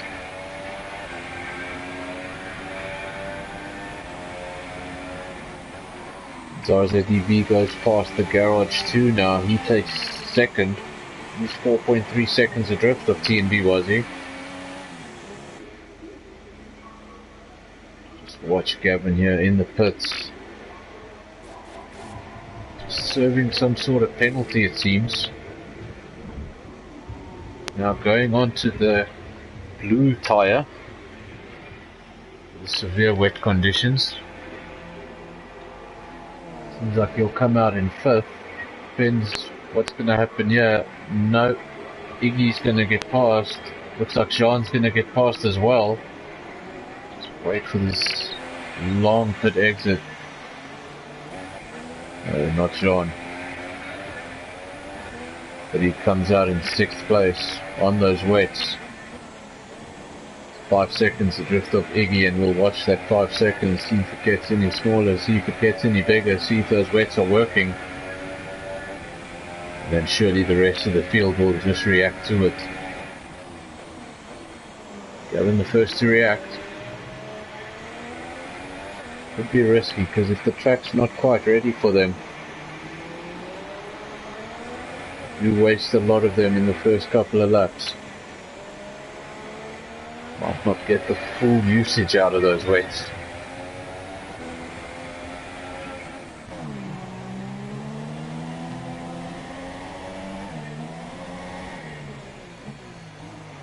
Came out of the pits, the gap was 5 seconds, it's now 6.3. Could be because he's getting up to speed. Could be because the track's not quite ready for the wets. Let's see now, was he, as he goes around the final corner, is he going to react? Not yet. Still happy on the intermediates. While ZDV follows suit.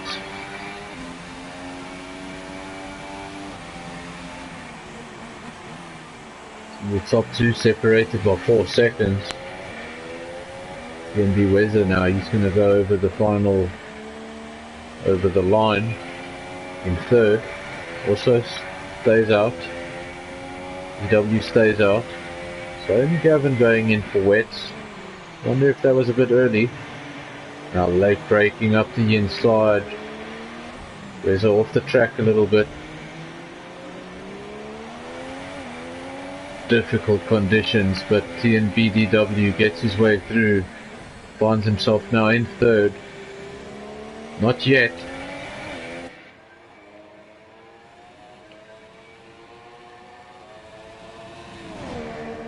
Battle between 3rd and 4th, not giving up yet. Side by side here they go. Who's going to be late on the brakes?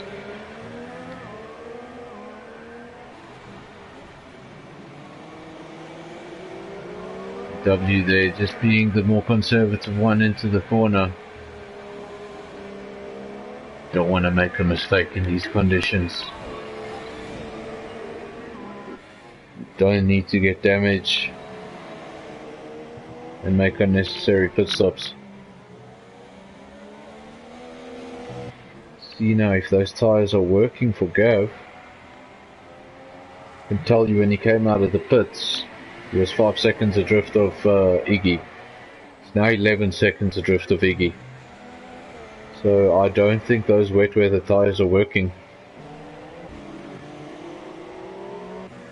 It's always risky to be the first one. When you get it right, it's great. But when you get it wrong, you can find yourself going backwards in a race that you were in a great position in. Now this will be a frustrating time for him. What does he do? Does he stay out and hope that the tyres come into their own? Or does he come in and get a set of inters?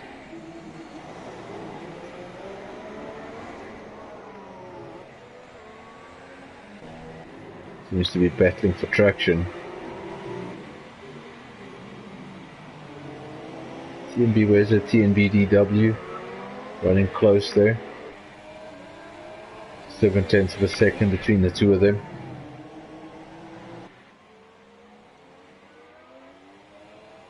Five-second stop-go penalty for speeding in the pit lane. Gavin's in the pits. He's obviously coming in to get rid of those wets. They haven't worked. gamble did not pay off this time. It's a risk you take.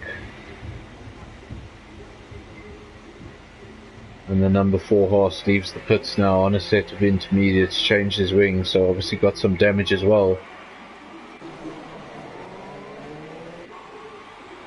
And he'll come out in 6th place.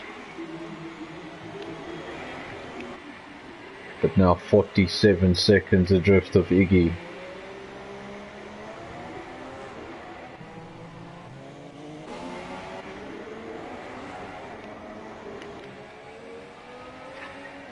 Gavin took a gamble. Didn't work out. Took him from 2nd to 6th. Now the men in contention here are RZDV and TnB Wazzy. 3.9 seconds between your two leaders, the Salba and the McLaren. It's not something you see every day. Salba and the McLaren leading from the Merc.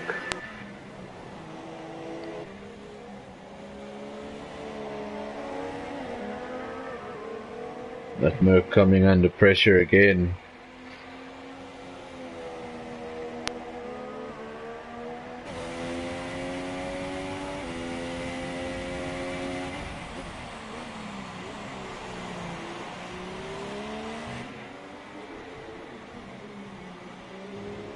A lot of action here in Sector 1. A lot of braking. A lot of chances to catch people out on the brakes. A lot of 90-degree bends, slow corners.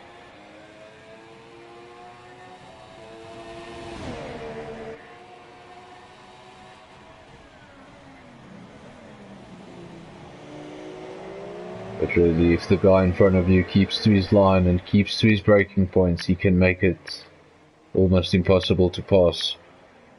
And then obviously in these conditions, there's no DRS.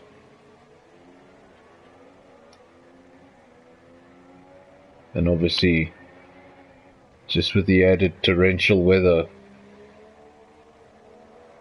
there's always the risk of damage. Awesome helicopter shot as we watch the two TnBs, Weza and DW running in 3rd and 4th.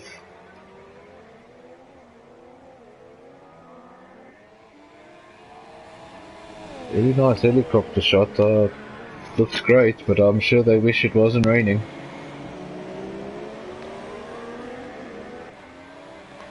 Another thing we have to point out, because it's actually quite impressive, we started with 10 runners, still have 9. Although I can't confirm, but I'm pretty sure Deathseeker had a connection issue. It wasn't a crash, because he left the session and the party simultaneously. Seems to have been quite a big issue.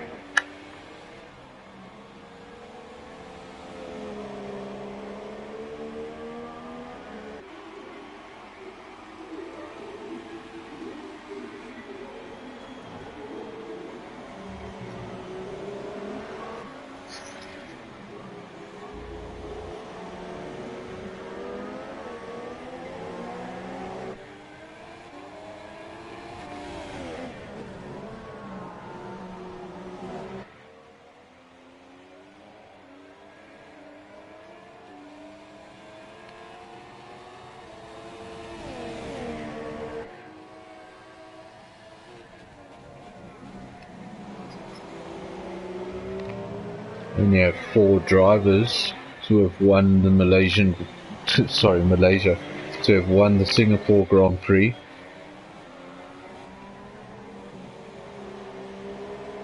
Hamilton, Rosberg, Vettel and Alonso.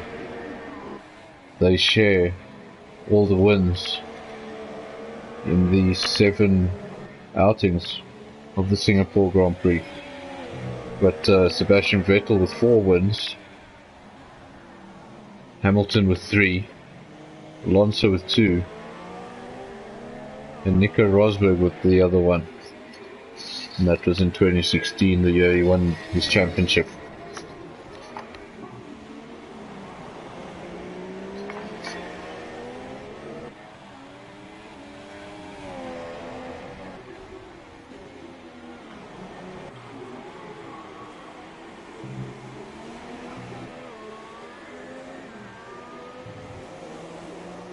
RZDV still holding firm in second place. It's now 5 seconds that gap. Buzzy continues to lead.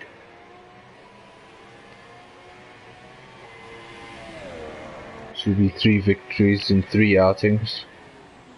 Since he hold it together, another penalty, multiple warnings. 3-second time penalty for Gavin, so we have a retirement, it seems. I didn't catch that. I missed that completely, but TnB Weather has retired. It's DNF. Promote Gavin up into 5th. Now Gavin is one of those drivers who may be missing at least one of the last 2 races of the season. So he needs to maximize on points today. Currently in 5th, not where he wants to be.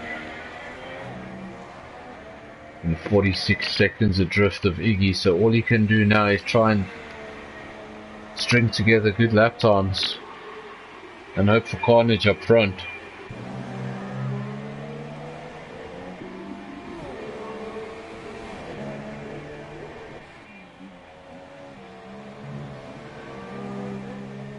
Iggy now starting to reel in TnB in 3rd place. That gap just 1.3 seconds, nothing in it really. It's closing in on him quite quickly.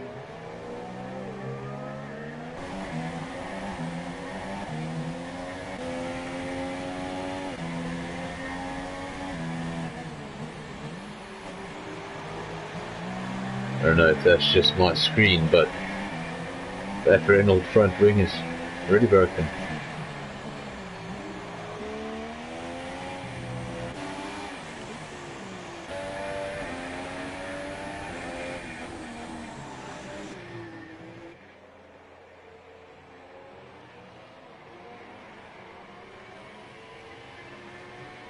Still 5 seconds up front.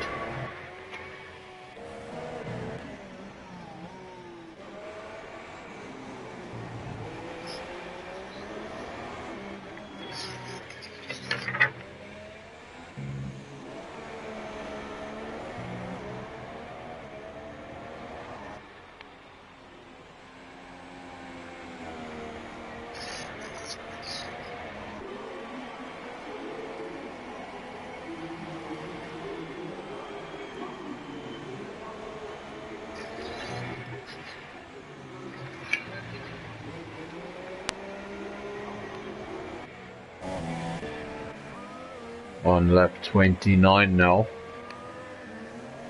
so we're approaching half distance with 100% distance around Marina Bay Street Circuit in Singapore in challenging conditions.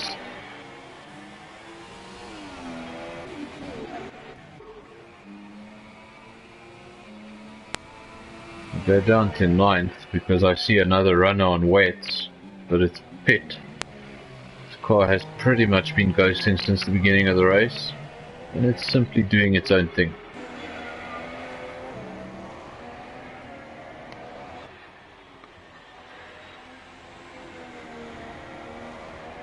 So we've actually got 7 runners remaining. TnB Weather is a DNF. Seeker left the session, and Pitt is ghosting around since the beginning of the race. So just the 7 runners. TnB Wazzy, RZDV, TnB DW, Iggy in 4th place. 2 seconds adrift, so that gap just opening up a little bit. Gavin's in 5th, 45 seconds adrift of Iggy. Just to close that gap, he got a bit unfortunate on a tyre choice he made, came in for wets, and the track just didn't go the way he thought it was going to. Made the car difficult to drive, got a bit of damage on the front wing, had to come in, change the wing and go back onto intermediates.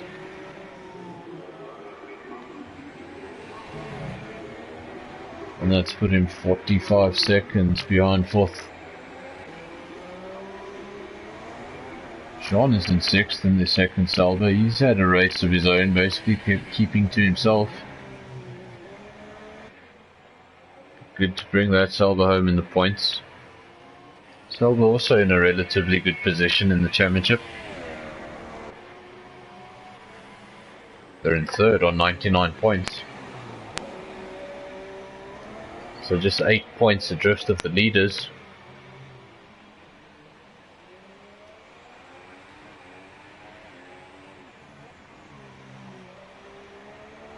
Still a lot to fight for in the Constructors' Championship.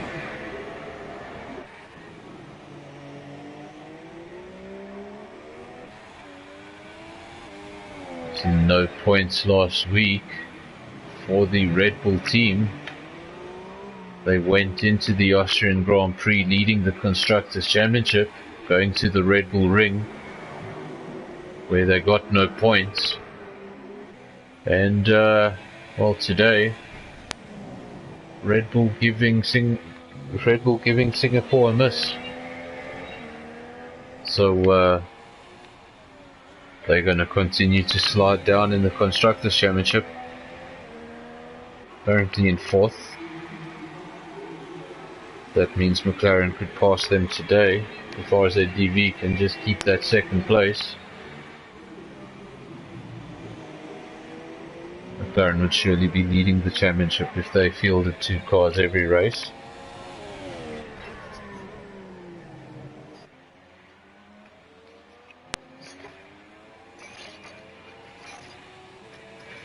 And as of airing at this time, also doesn't seem like that 2nd McLaren driver may make a return until next season.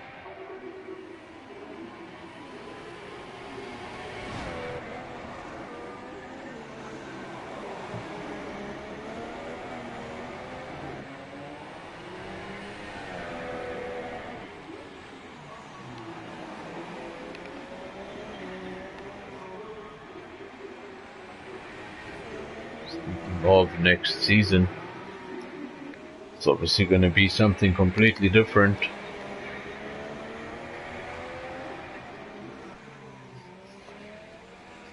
I'm not 100% sure, but I believe the next season will already be on the next game. Don't know what to expect. Are the cars going to feel any different? What are the new tracks going to be like?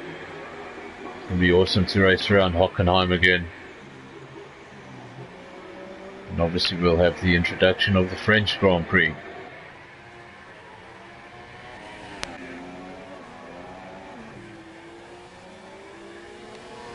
So I think it's going to be quite the fun Grand Prix when it comes to corner cutting.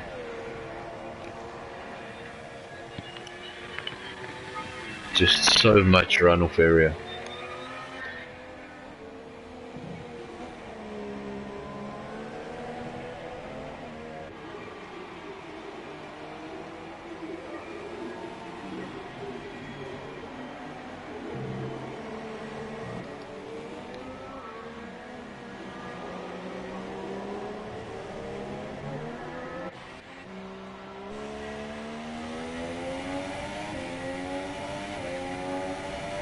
We've got both Force Indias still in the points, still running.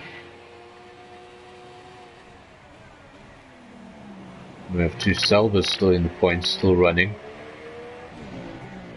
We have both Reynolds still in the points, still running. But I don't know if those points are going to be awarded to Pitt. I don't think they will be. No, that car has been ghosting for, I'd say, ever since lap 3 or 4. So I don't think points will be awarded in that case.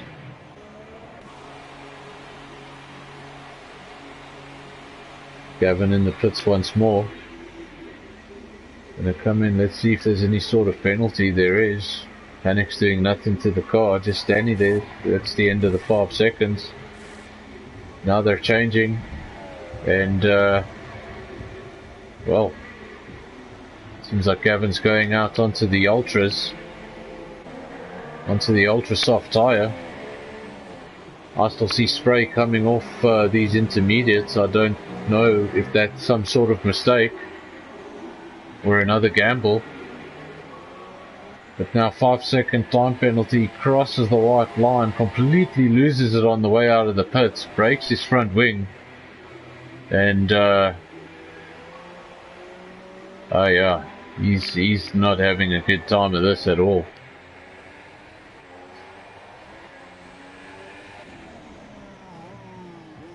Wouldn't be surprised if we see him retire, and as I say that, I'm sure that I don't think that was a gamble from his side. I think that was a mistake in the pits. They put on a set of... He'd still come back. Car is ghosting around. It's just, it's very broken.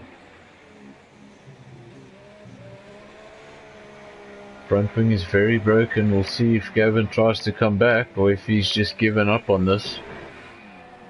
Keep an eye on that. Motor Iggy is still in 4th. And not far behind DW, 1.5 seconds. That gap's actually remained constant for quite some time.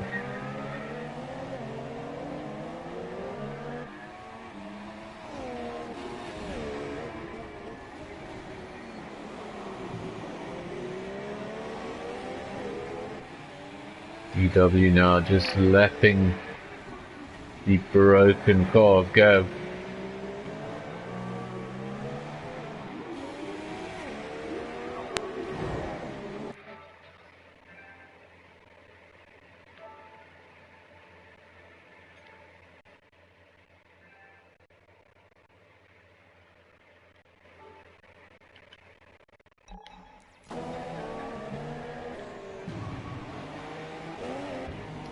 Seem to be having a few issues on my side as well.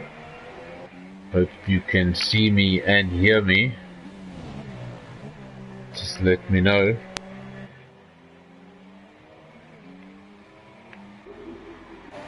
For now we're on lap 34 of 61. Wazzy still leads by 5.3 seconds.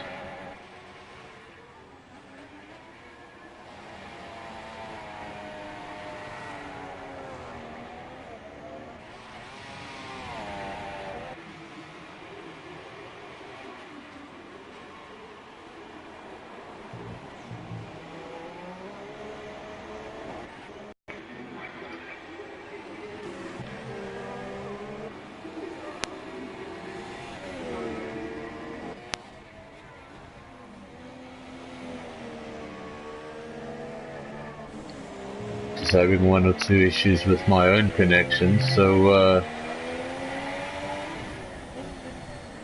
if you are watching, just let me know in the comment section if you can see me and hear me.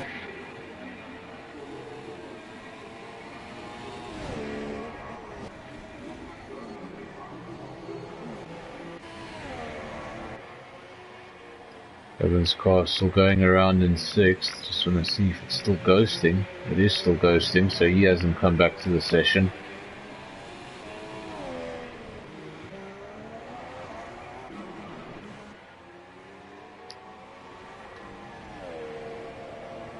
Not a lot happening at the front. That gap just being maintained at the 5-second mark.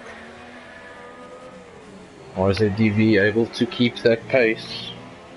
Not able to necessarily go faster and close the gap, but he's able to just keep that pace.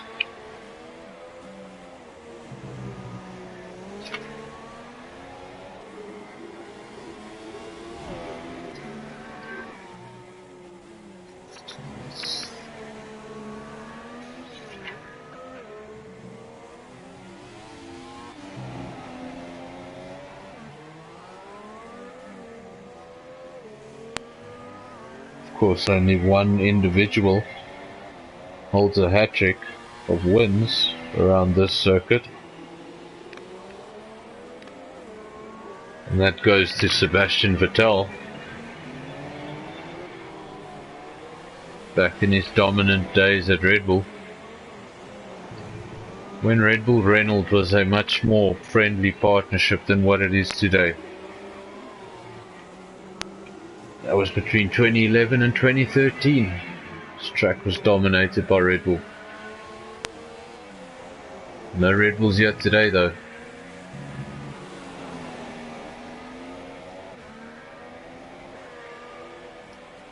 And actually, now that I'm looking at it, there's no Toro Rossos either. So they just haven't sent any sort of representative. They saw the weather reports and they were like, no, none of that.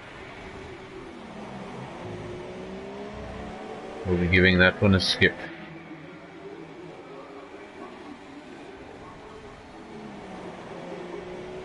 Well, look at that. DRS has just been enabled on race control. That means that conditions are obviously getting a lot better. Who's going to be the first to react? Dive into the pits here. DW, that comes up just in time for him. The message comes up when he's just a few corners away from the pit entry, so he dives into the pits, as does Iggy. They will be the first men out on what will presumably be ultra softs for both of them. DW onto the ultra softs, Iggy onto the super softs. Let's see, I see more cars in the pit lane. Springbok Gamer, second of the Force Indias, he comes on, he's going on to ultra softs just like his teammate. And then the other is the Ghost of Pit, getting in on the action.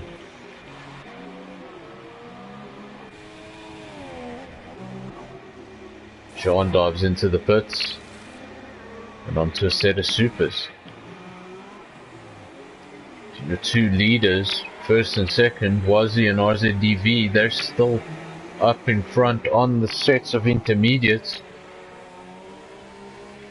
RZDV starting to slide all around.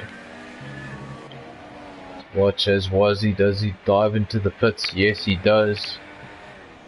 Gonna come into the pits behind the ghost car of Gavin. Looks like we're going to have a dry finish to this race.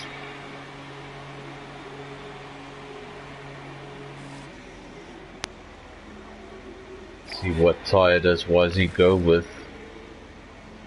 Well, screen decides to play tricks on me again. And he's gone onto the super. So both Salvas choosing the super soft and both Force Indias choosing the ultra soft. Only man still out on track with the Inters is the ghost car Reynolds of Pit. Everybody has gotten in onto the dry tyres. We've got a combination of 4 cars on ultras and 3 cars on supers. Your leader is on supers. He's the race by 2 seconds from RZDV. Came in on the same lap, so they're both going to have fresh set of tyres. RZDV should clearly be faster. It's bringing that gap down now, 1.9 seconds.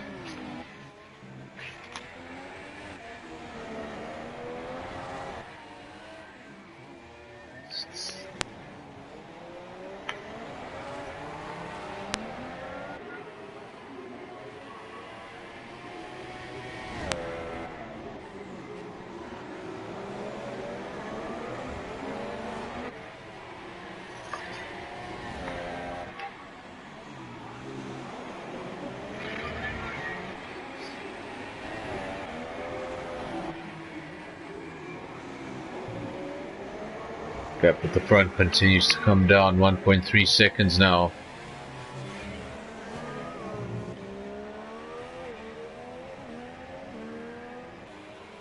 TnB DW coming in early for those tyres, getting the jump on the 2 leaders. He was able to close that gap to second a little bit.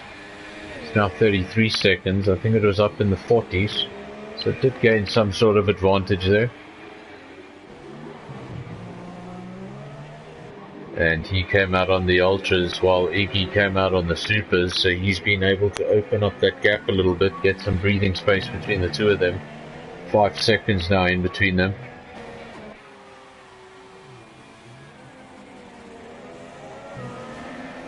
Gap at the front still 1.4 seconds.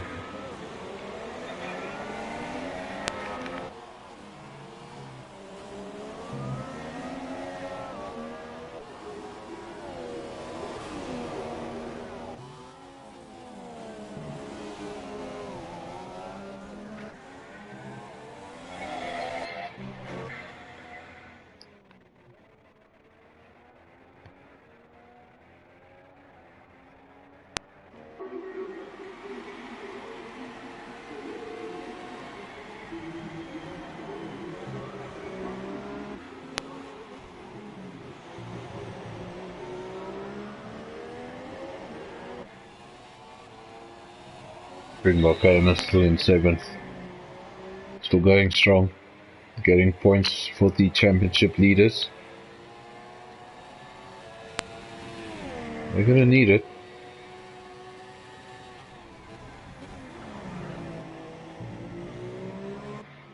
I actually think Salva could really make a push for the lead of the championship. Fastest laps now obviously starting to come in as this track dries up. A 1:42.8 I believe it was for RZDV.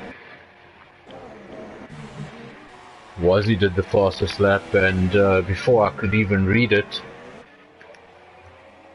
RZDV beat it.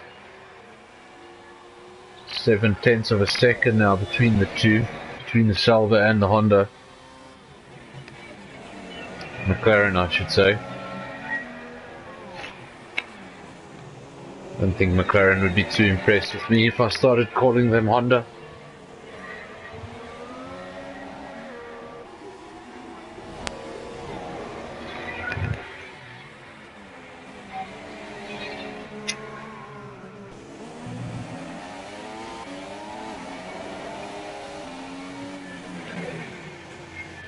It'll be interesting now here between the leaders. You've obviously got Wazzy in the lead. Now just half a second between the two of them. Wazzy is on the super soft, so he is on the slower tyre.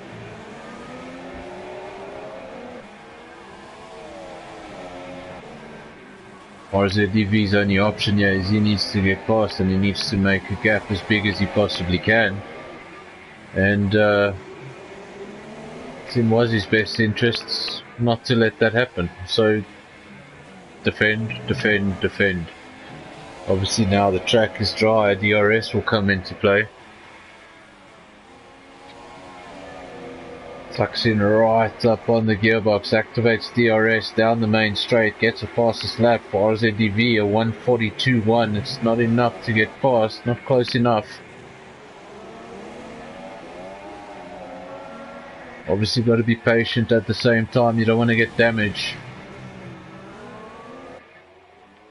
These two really scrapping it out now.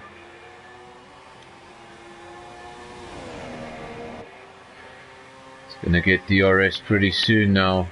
Decides not to activate it.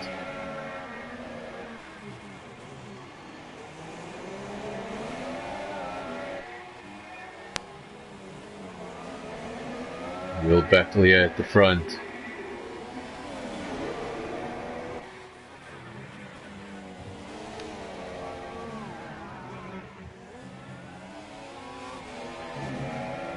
Been setting similar pace most of the race, but now Wazzy's at the disadvantage of using the softs versus the ultra softs.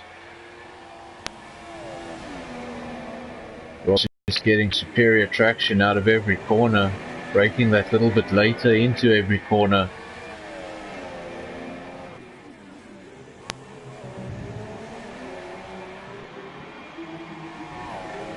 Now it's really up to Wazzy. How long can he take this unsurmountable pressure? How long until he just says take it, or does he just... Well, it's in his best interest to hold him back. Because that McLaren looks seriously fast right now. Opens up DRS on the main straight. It's all about on the brakes now into the first And again, too far away. Just not quite close enough in the right parts of the circuit. And when he does get close enough, it's at a very inconvenient part of the circuit where you can't really get past. Activates DRS again. Still not close enough. It's staying in that critical DRS zone. It really needs to get past in the next couple of laps. Lap 41 now, so we've got 20 laps remaining. Had a pretty much wet race up until now. Good to see a dry track. Good to see guys out on ultras and supers, and we're going to have a sprint to the end. Can everyone make it to the end? Do the guys on ultras need to stop again? Now we get a helicopter shot. Or is the DV really closing up?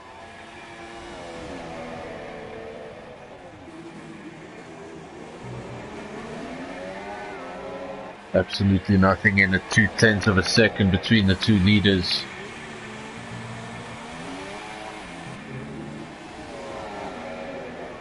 Gavin, your championship leader, he's down in 6th place. So we'll probably have a new championship leader at the end of this race. First championship, 3 rounds remaining, including this one. Not a lot more opportunities to collect points.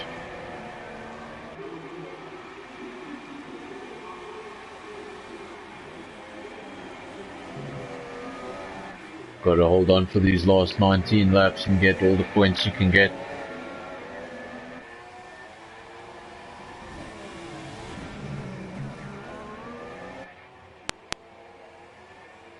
Now for some of these guys, they've got to remember that the championship's not only on a personal level but also on a constructors level. They need to finish. The teams need all the points they can get.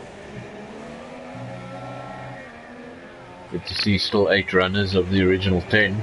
Call it 7. 8 if you include Pip.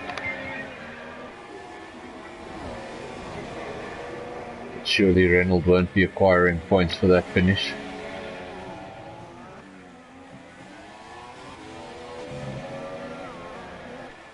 Gap now at the front, 0.6 of a second, lots of locking up there.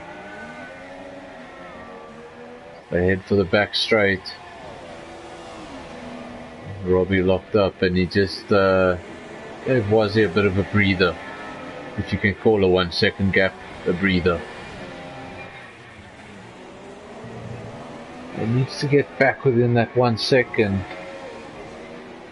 so that's where he'll get DRS. Outside of it, he won't get the benefit of DRS. Make his life a lot more difficult. Won't give him that advantage into turn 1. Does get DRS, just manages to get within the 1 second mark. Won't get close enough now.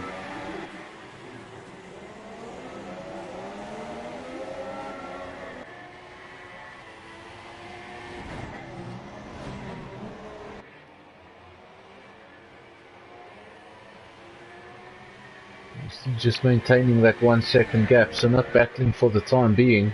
I think when they do battle, it will allow DW to close that 36-second gap. Maybe not all of it, but a substantial part of it. And he could bring Iggy right along with him.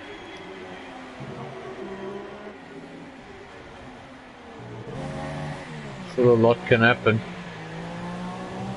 in 18 laps.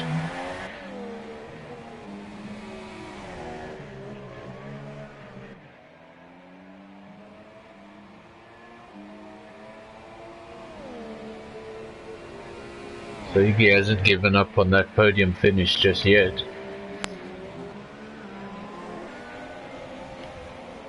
DW will know if he wants to finish on that podium, he's going to have to keep it clean. Reynolds just 2 seconds behind him. So on lap 43 of 61, we've got a battle for first and we've got a battle for third. Race nowhere near decided. No clear answers. In the top 4, you've got 2 guys on super softs and the other 2 on ultra softs. Very different strategies. Wazzy now goes fastest with a 1:41.9.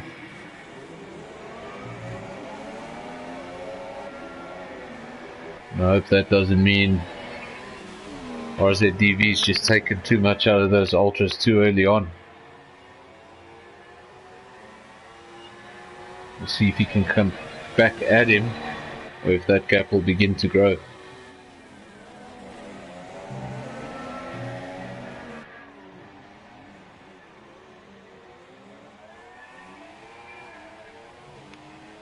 It's 1.2 seconds now, so just growing ever so slightly. Gap for third coming down ever so slightly. It was at 2 seconds, it's now at 1.6.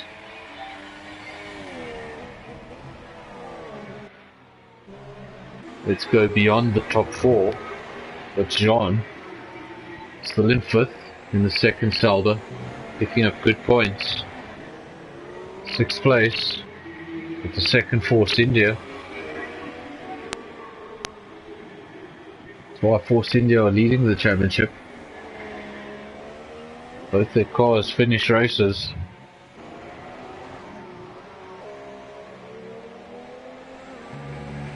And then we've actually got 6 runners, because Gavin is in 7th, but it's ghosting. And Pitt is in 8th and he's also ghosting. So just the 6 runners from the 10 starters. Almost down to 50% of our field.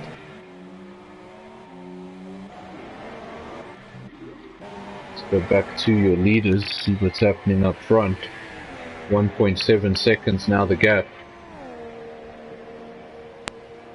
That gap is increasing now.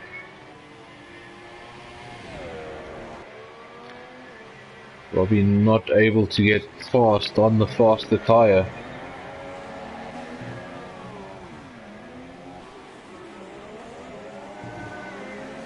Now that Salva just disappearing up the road.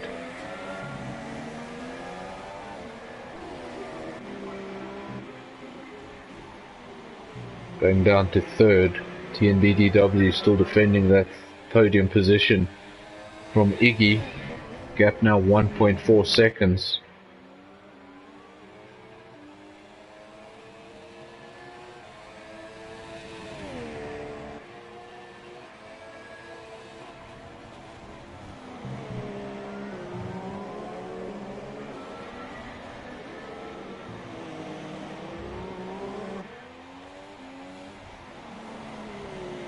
Notice RZDV was on the ultra soft. He's not able to attack as intensely as he was a couple of laps ago, and now we see DW in third, also on the ultra soft, and that gap just starting to come down to Iggy.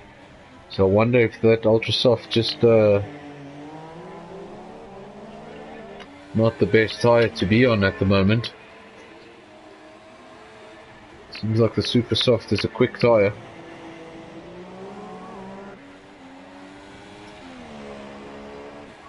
But I'm wondering if the guys on ultras can get to the end.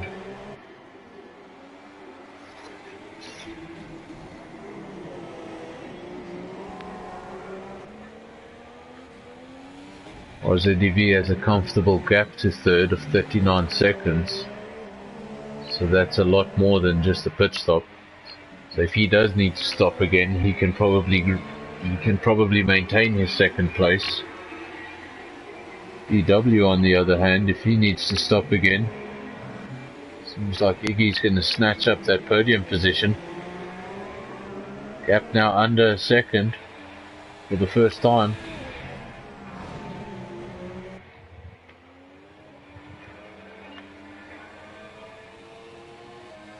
Iggy will be in DRS zone pretty soon, and then we could have an interesting few laps there into turn 1.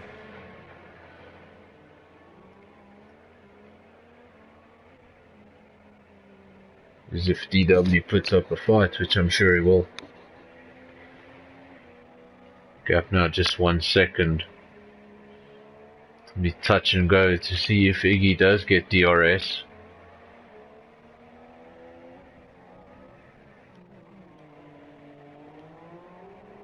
Some really nice helicopter shots here around Singapore.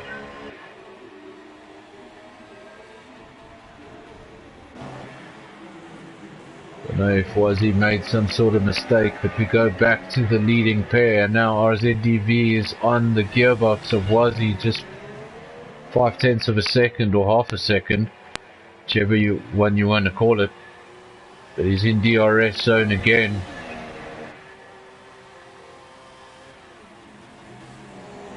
He's going to get past. He needs to do it now. The next couple of corners. And just try and get some clean air on those ultras. But I wonder if they've passed their peak. 0.7 of a second in it.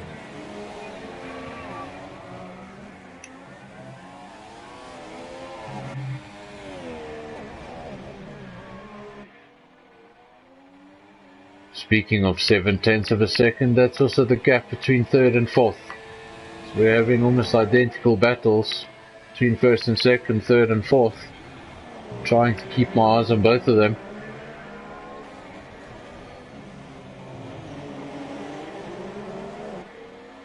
W defends from the Renault.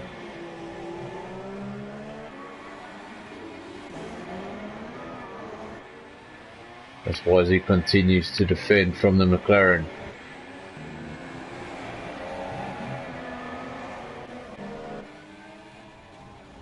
Switching between the two, I don't want to miss a pass. But position's holding firm for now.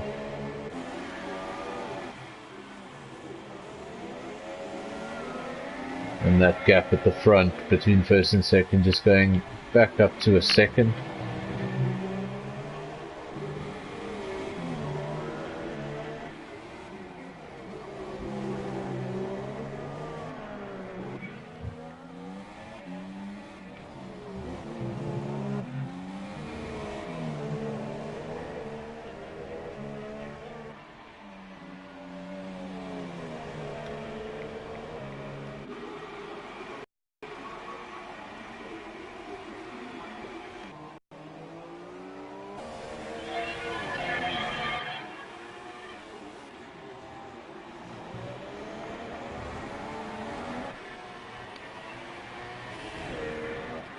Lead at the front now, more comfortable, 1.5 seconds. It seems like that gap is now stabilizing. Third and fourth still at it, just 0.8 of a second between the two of them. Force India and the Renault fighting for the final podium position.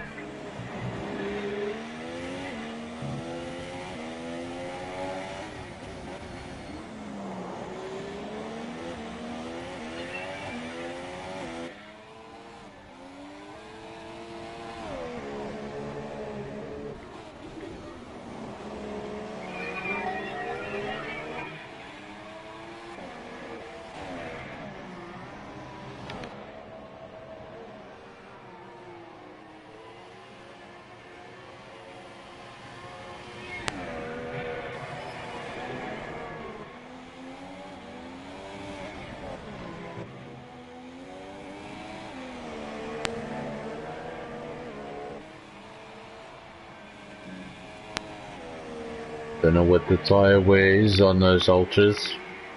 Don't know how far they're gonna go. Maybe on the supers can definitely go on further.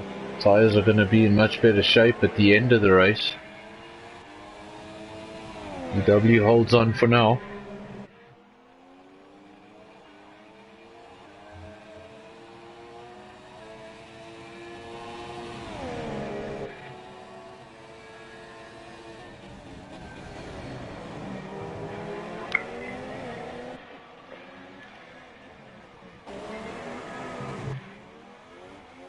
Now DW and Iggy going side by side. Great helicopter shot yet again. DW holds on for now. That Renault now swarming all over the back of the pink car. He sends his third place.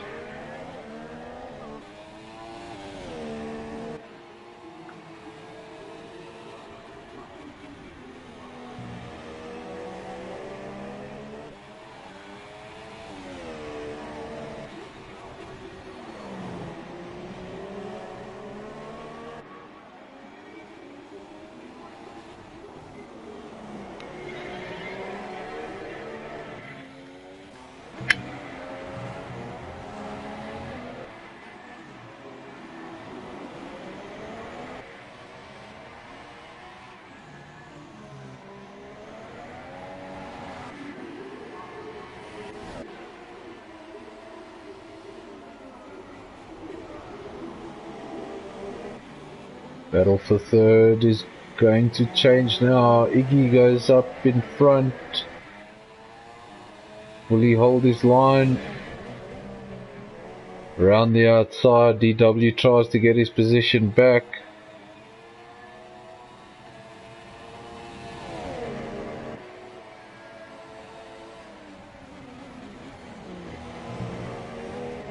Seems like Iggy's taken third place for the time being.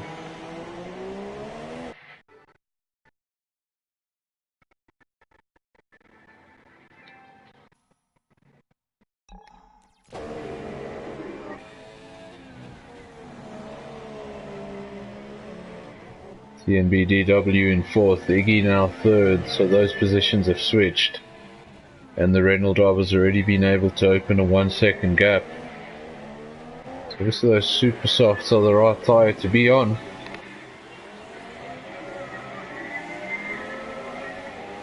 Same tyre choice as your leader, Wazzy. Now leads his race by 1.9 seconds. So he's been able to get away from RZDV.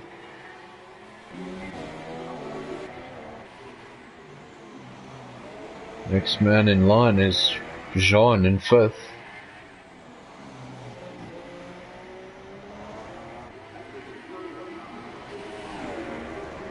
Did not attend last week's race in Austria, so we'll be happy with a comeback to finish in fifth.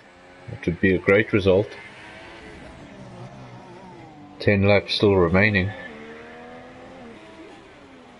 And coming up in sixth as your final technical runner, the second Force India of Springbok Gamer.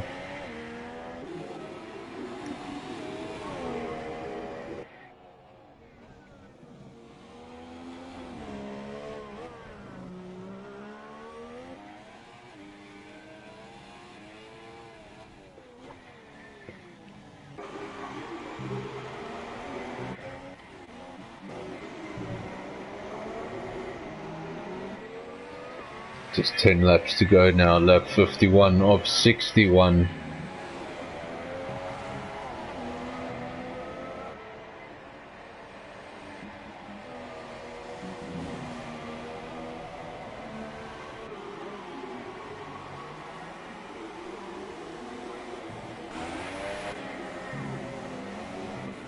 I'll be a little bit low on the fuel. So he's actually going around in lean mix, and that's what's allowing that gap to grow. Needs to conserve some fuel. Was his fuel definitely in a better position at this point? As is Iggy, low on fuel, goes down to lean mix. See, that should allow DW to make up some ground.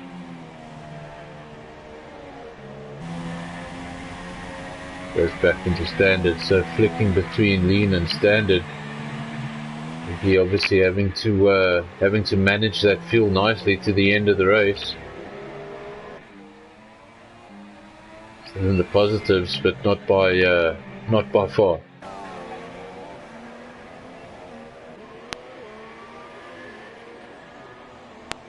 I think fuel-wise, they're in your top 3. Let's say in your top 4. Was he still in the stronger position fuel-wise?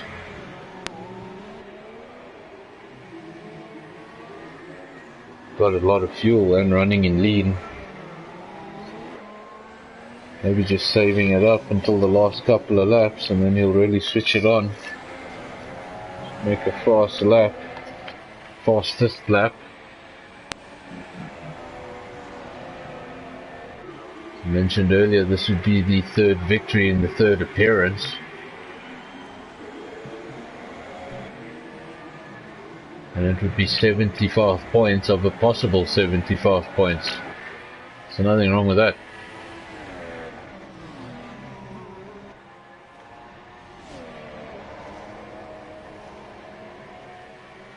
He could still win the championship he started as a commentator.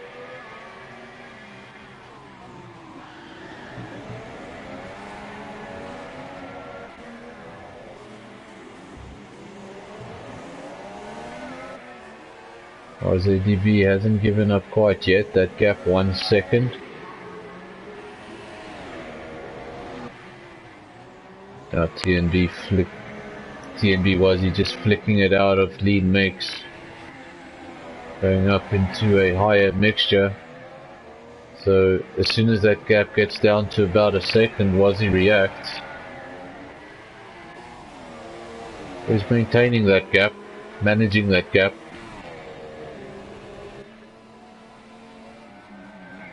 And now Iggy has been able to open up the gap of almost 3 seconds to DW. He's had his fair share of bad luck this season. It would be a fantastic result if he can finish in third.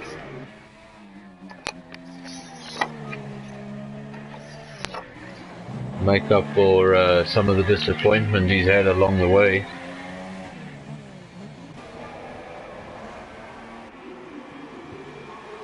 Our other international driver, Little Peace, is not here today.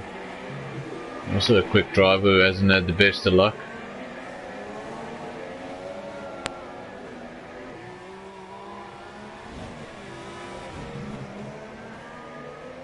Gap at the front, still 1.1 seconds.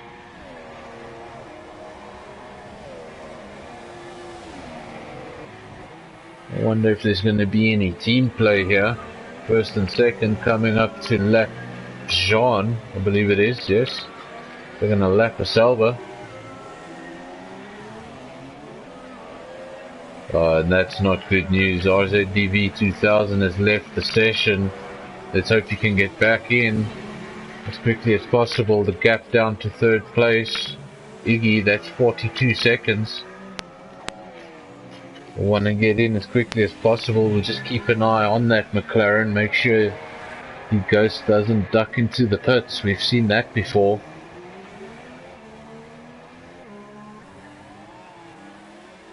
And also another thing to worry about is that when he left the session he was in lean mix. So that car's going to carry on going around in lean mix until the driver can get control of it. That gap's now 40 seconds, 39, so it's coming down. Wonder if Iggy has realized that RZDV has left the session. Now's the time to push.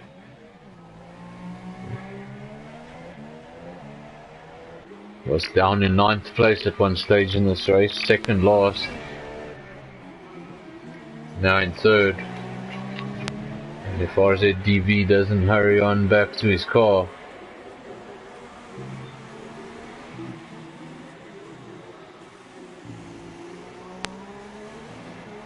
now that's an upset. We had quite a battle there with a few laps to go, just a second in it. And the McLaren disappearing from screen. Just ghosting around for now, but going around quite slowly in lean mix. So that won't help at all. And the worst possible thing that could happen is if that McLaren dives into the pits. Really lost 14 seconds to Wazzy.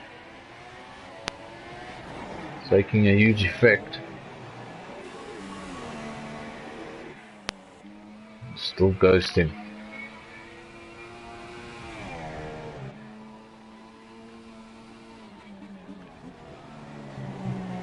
Let's have a look here at the messages if I see anything. And now Robbie has left the party as well, so I hope that's not a terminal connection problem. I hope you can still make it back somehow. It's left Wazzy in the lead of the race quite comfortably now. That's an 18-second lead. 19 seconds.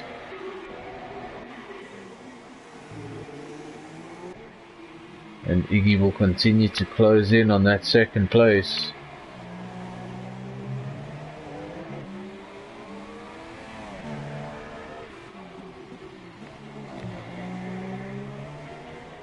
Now if he doesn't get back to his car, I think he will probably finish 4th. And if that is the case, it'll be interesting if to see if he gets his points awarded.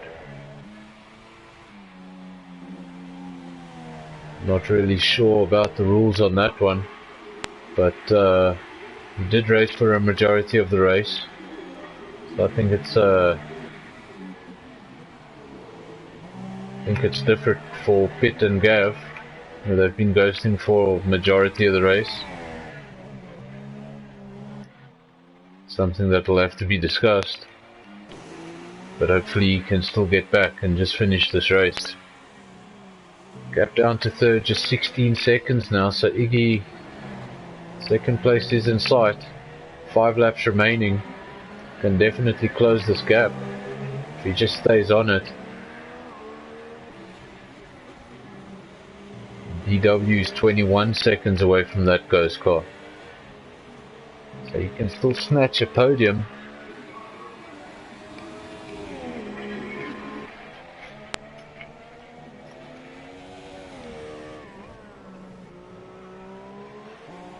Checking the messages again, but no communication from RZDV, so no word as to what happened there.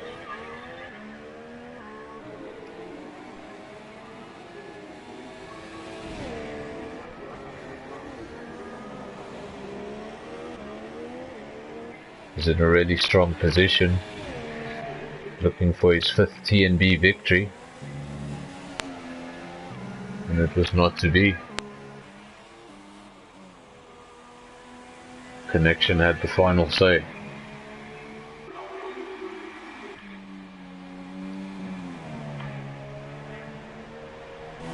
Iggy now absolutely flying, just 6 seconds behind that stricken second place car. Shaw now getting a penalty. 3-second time penalty for multiple warnings.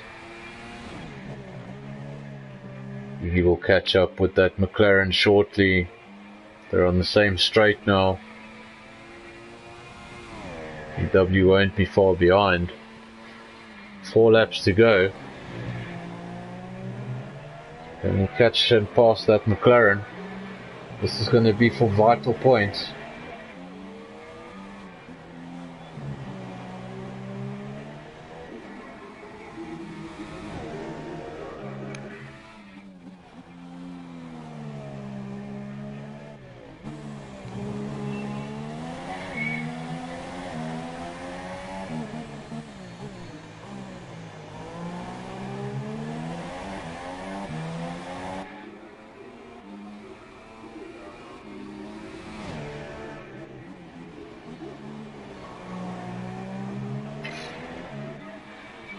Just getting some word from RZDV. Apparently he has gotten back into the lobby, but he's having issues retaking control of his car.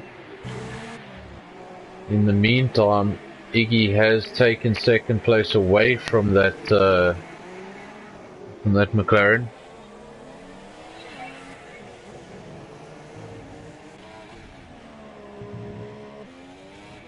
And now next in line, next to snatch that position, is the Pink Force India. Probably would have thought he lost that podium position when he saw the Renault disappear into the distance. And now he's going to find himself on the podium.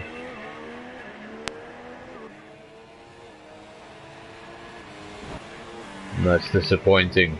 Disappointing for McLaren. Having a strong race up front, and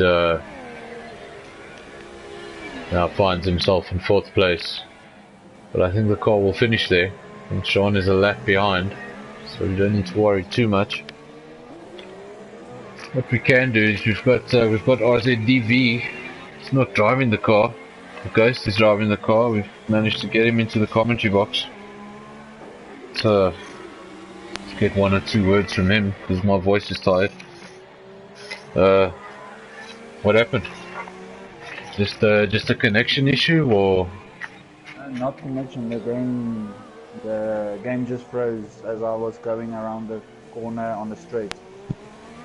The game froze. Well, that was unfortunate. I wonder if that. Actually, now I wonder if that's got anything to do with how Pitt also left. Pitt left the session very early on in the race, and he's been ghosting around for 90% of the race. And well, I don't know what happened to Gav, but I know what happened to him. But he ghosted, and he just never came back. So I don't know if it was a rage quit. But I think in Gavin's case, I believe it was a rage quit. Because he came into the pits and they put him. He came into the pits, they put him on wets when everyone was on intermediates, and he lost an incredible amount of time. Then he came into the pits to put on intermediates, and they put him on slicks. And he came out of the pits on slicks, spun around and hit a wall. And then shortly after that, left the session. So I think that was a bit of a rage quit.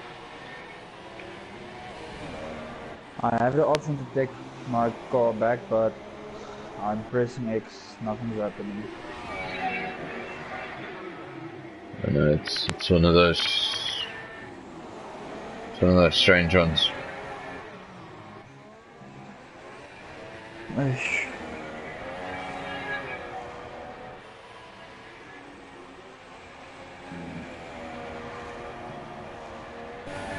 Here we go now. Wazzy starts lap 60, so penultimate lap, 2 laps to go.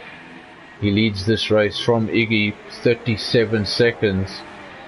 Then third place is a further 10 seconds adrift. We don't have to mention fourth place. But I think that McLaren will probably finish there. We'll just have to... It's going to have to be spoken about how points are allocated. Did do most of the race. But now it seems like we've got more ghost cars on circuit than actual cars. I think that's the third one. Gavin Pitt also ghosting around. Springbok Gamer still going around in 6th place. A lap behind in the 2nd Force India. And John a lap behind in the 2nd Selva. Good points day for both constructors.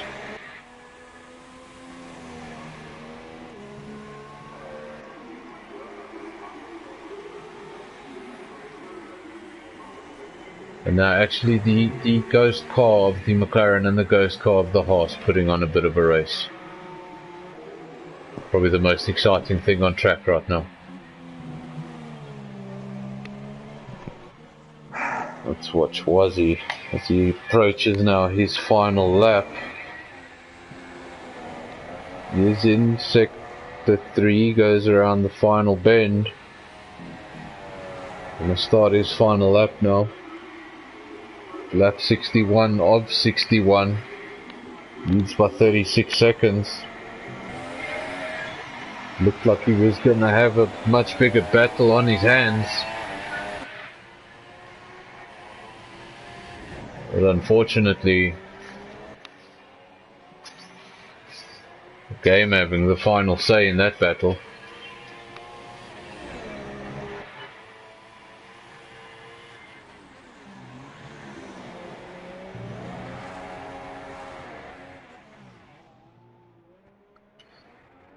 Been a difficult race. They started in the dry. The rain came a lot sooner than what was predicted initially, and some gambles were made on tires. Some of the gambles were wrong. It dried out. We had a sprint race to the end. It's been a long race. It's been an interesting race. It's been an entertaining race. But it's Wazzy has been at the front for most of it. Except for briefly in the beginning of the race when Gavin took the lead, led by about 3.5 seconds. And then Wazzy caught up with him and he went for the gamble.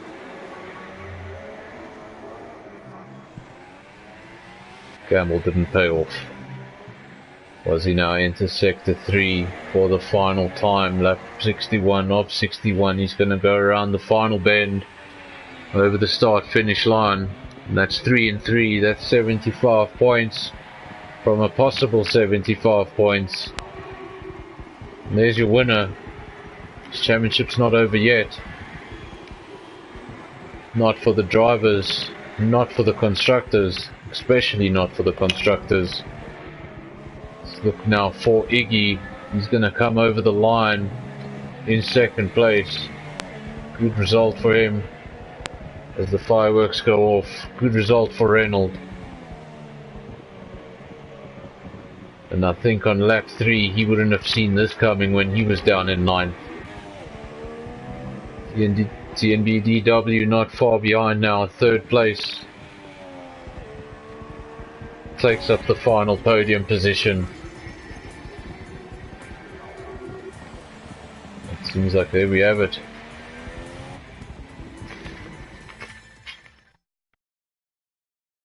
Just waiting now for our podium finishes. And there we go. With a Salvo, Reynolds and a Force India.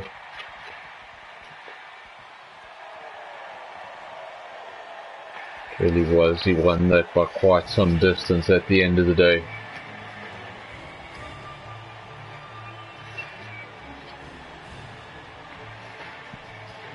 Good to see not just South African flags up there on the podium.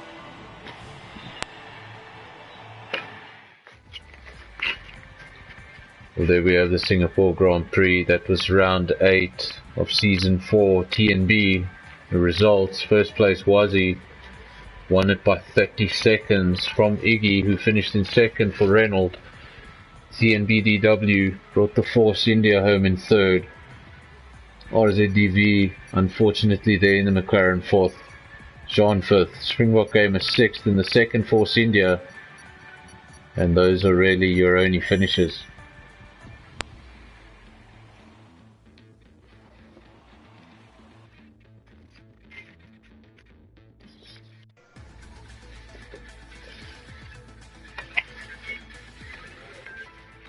Alright, seems like the lobby has lost all of its names. Seems like the lobby's a bit broken. We're gonna say our goodbyes because I'm also having my fair share of problems with my internet connection. So before it cuts me off, thanks for everybody who did watch. Well, thanks to everybody who's gonna watch this later on. Hope you guys enjoyed it. And we'll see you next week for round 9 for the penultimate race. Thanks everybody. Cheers and enjoy.